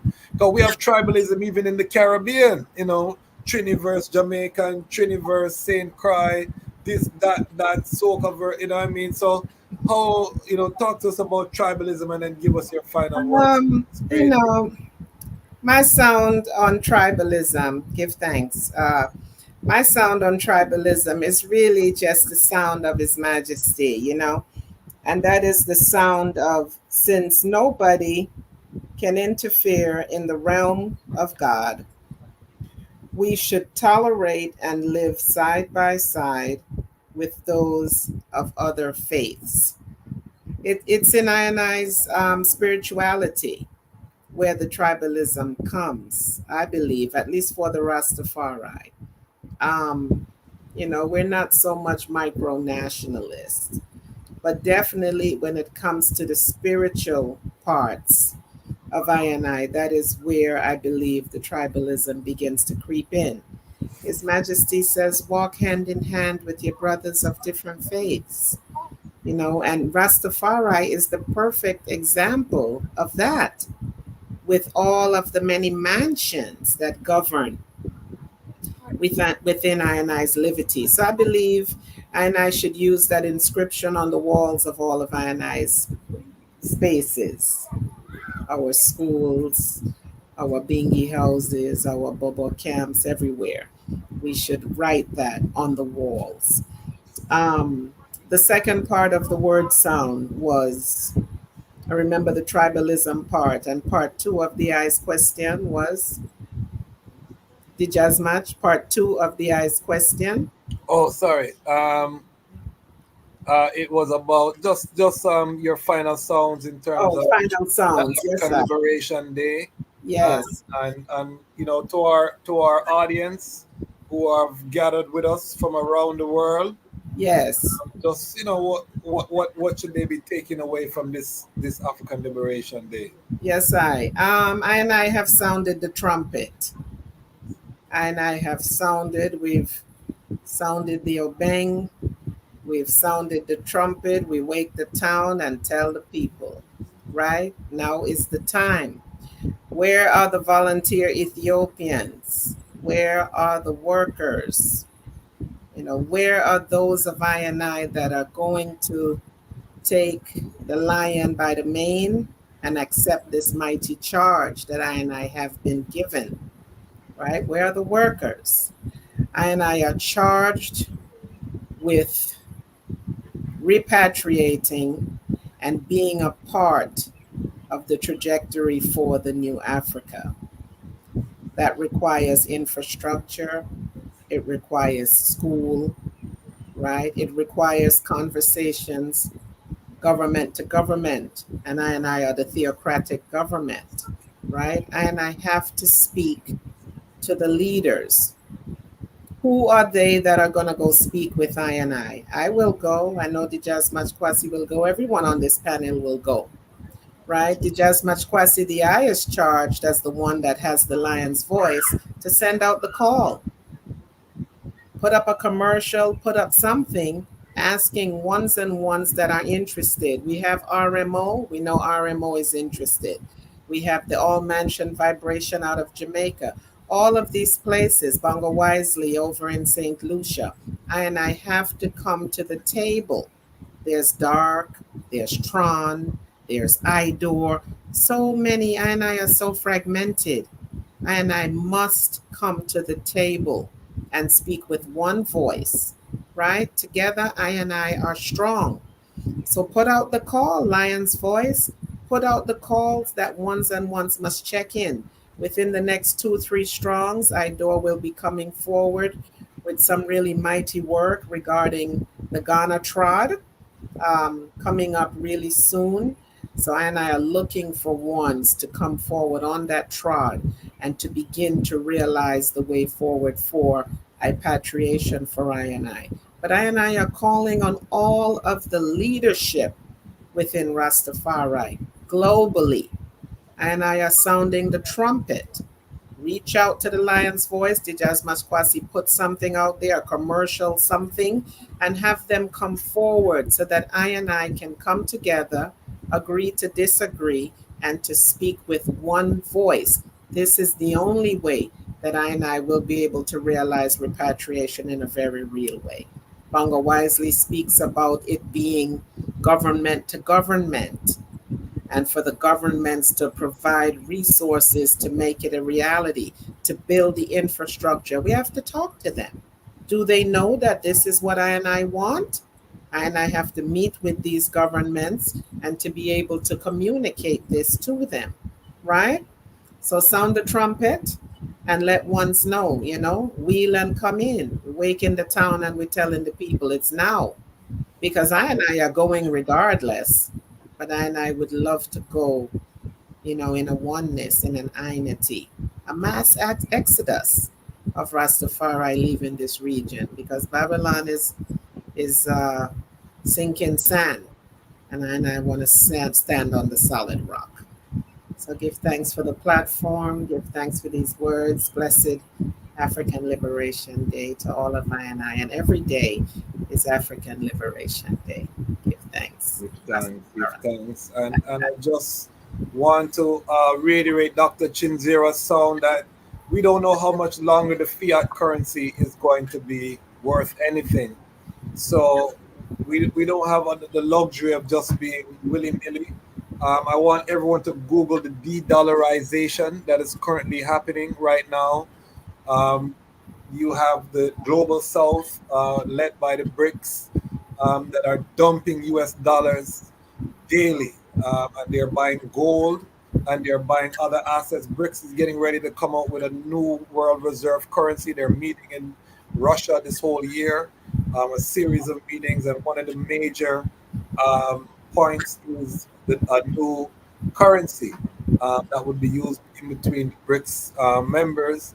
The BRICS GDP now outstrips the G7 GDP. So I'm showing the item that there is a global shift happening.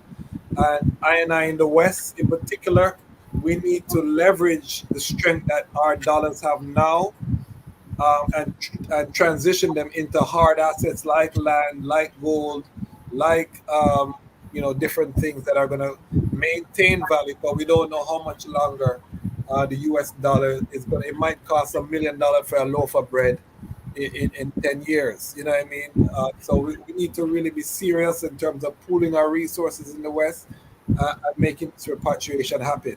All right, Bongo Grease, can the idol seal us up with a final word as our elder and a prayer so that we can end this epic repatriation reasoning, African Liberation Day reasoning.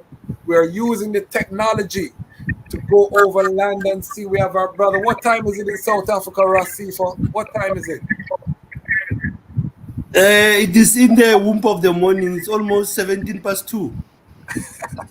You see, so the virgin is up 2 in the morning to be with the global family, and he's smiling. So, you know what I mean? We did something right today. But we're coming over land and see. We're breaking down the division between the Rastafari community. You will see on Lion Voice, Bobo Shanti, 12 Tribe, Orthodox. You will see all of the spectrum, Naya Bingi. We're breaking down all of these barriers. This is a platform for Rastafari and Pan-African. We are non-aligned. We are independent. We are funded by the community, for the community. So we definitely just give thanks. Bongo Grease, please just give us a final sound. Yes, and again, final prayer. yes, again, as the corporate secretary with all mansions of Rastafari in Trinidad and Tobago, give thanks on behalf of my membership and all brethren, because the all mansions of Rastafari in Trinidad, is an umbrella body of the 12 tribe of Israel in Ayabingi House, the Bobo Shanti, African Unity, and other unaffiliated Rastafari mansions. So we give thanks for the coming together. So we look forward today as we celebrate African Unity Day for the unity of all Rastafari groups, all Rastafari entities.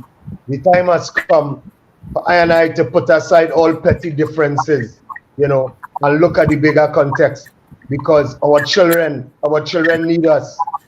Our children need us. Our society need us. You know, I mean, look at the social structure of things within our community.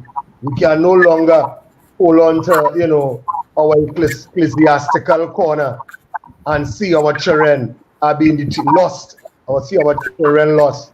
We now have to use our spaces to see how, as Rastafari, we can save our society as the vanguards. We have a responsibility to the welfare and well-being of the whole community, not only to Rastafari, but to all of our people.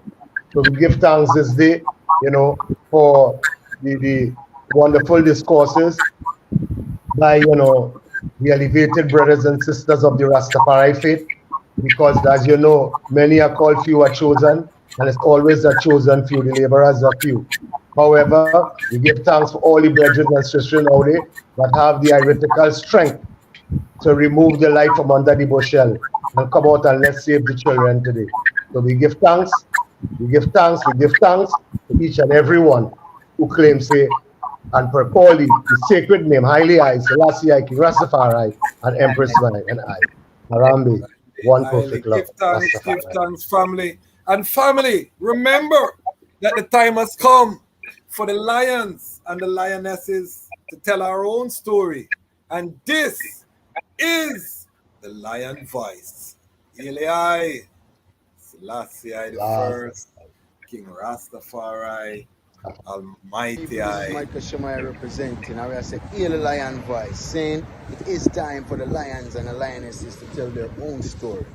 King David killed Goliath with a stone, we original dread. The fittest of the fittest shall survive. My people, open your eyes. Wake up. Blessed love, this is Queen Omega, representing for all lions and lionesses.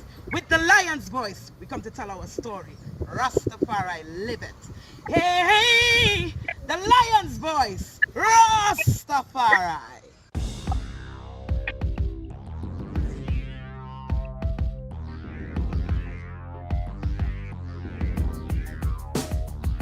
Well, Lion Voice, tell them that's the people first choice. Lion Voice, make the lioness them feel nice. Lion Voice, with the lion cubs we sacrifice. Lion Voice, got to show the people them the life. Lion Voice.